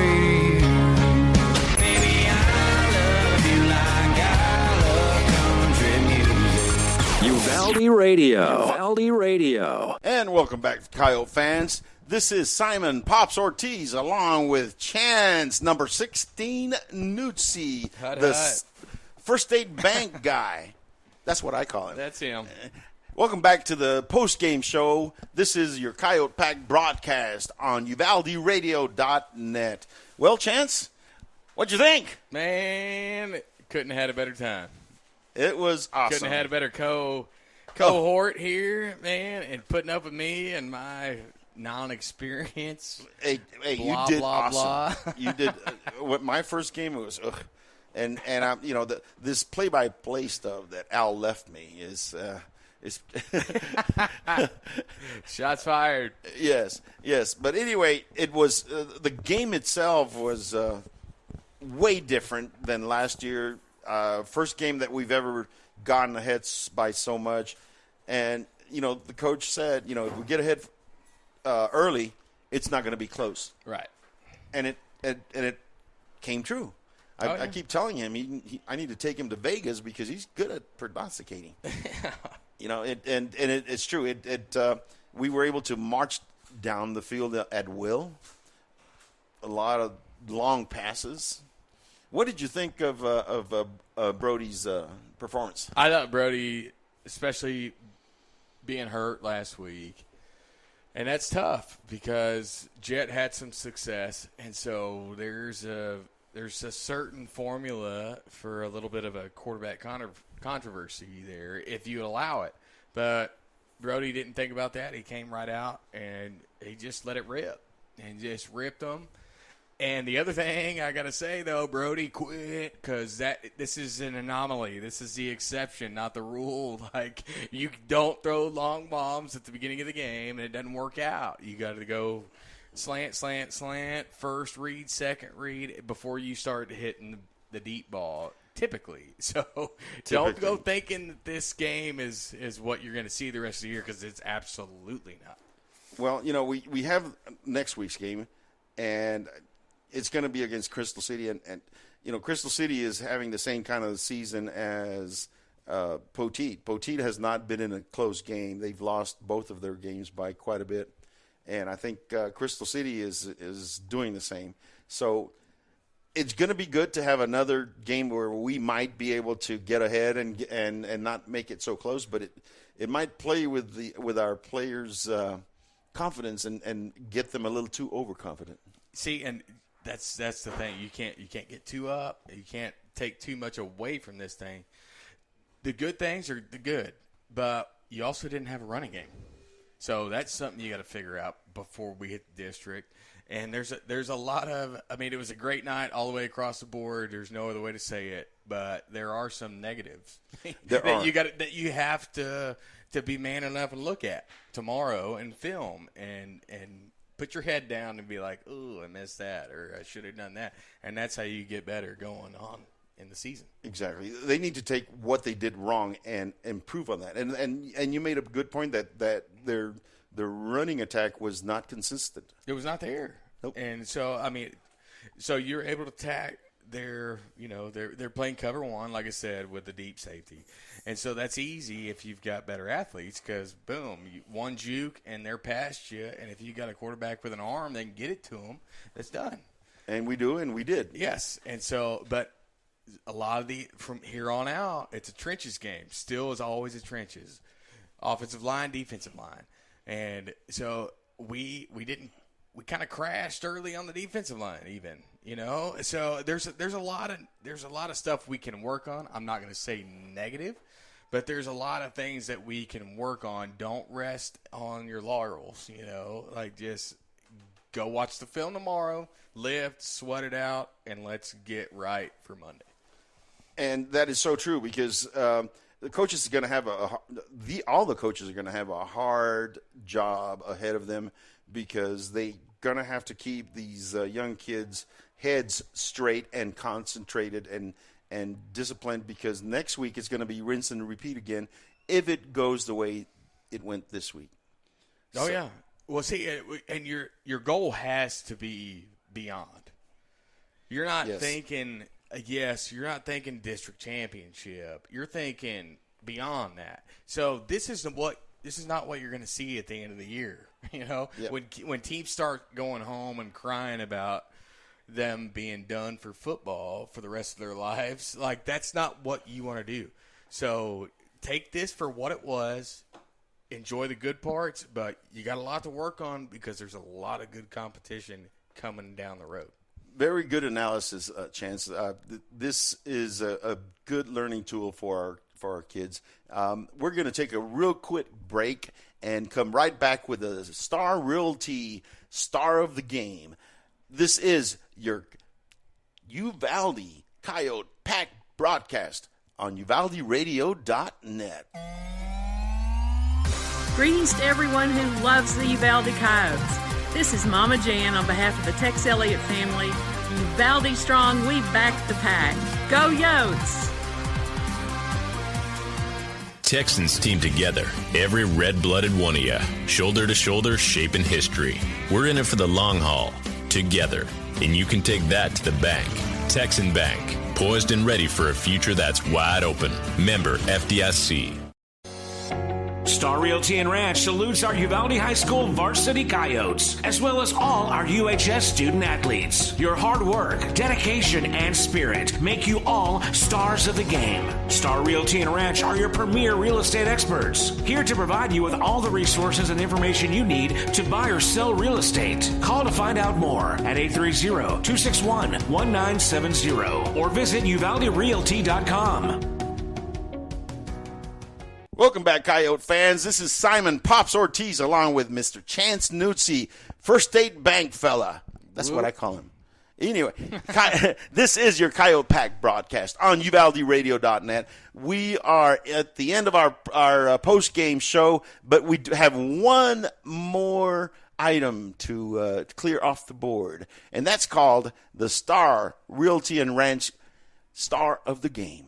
So, Mr. Chance Nuzzi, I'm going to give you the job of picking the star of the – and I'm going to see if it's the same one that I have in mind. Okay, well, I might get the bias deal just because of the position, but I personally would give Brody Carnes number 1-4 the player of the game for being hurt, coming back, and stepping right back in and being the leader and the offensive weapon that he was today.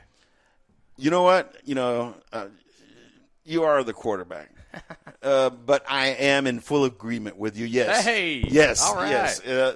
Brody came in. This was the start of his season, basically, because he was only in for 1.5 series before he got hurt in the first game. So I was very impressed with the accuracy of his throws and the composure he had in the pocket.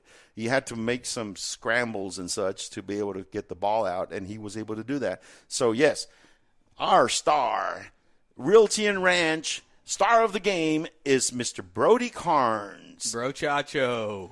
Congratulations to Brody. He will get a gift basket with a lot of goodies. I mean, it's got I would even like one of those baskets. That's right. I'll give it to him. Yeah, it's got. We'll deliver it. It's got, I mean, we'll do that. We'll do that. He's just gonna get the basket. Robert, are you listening?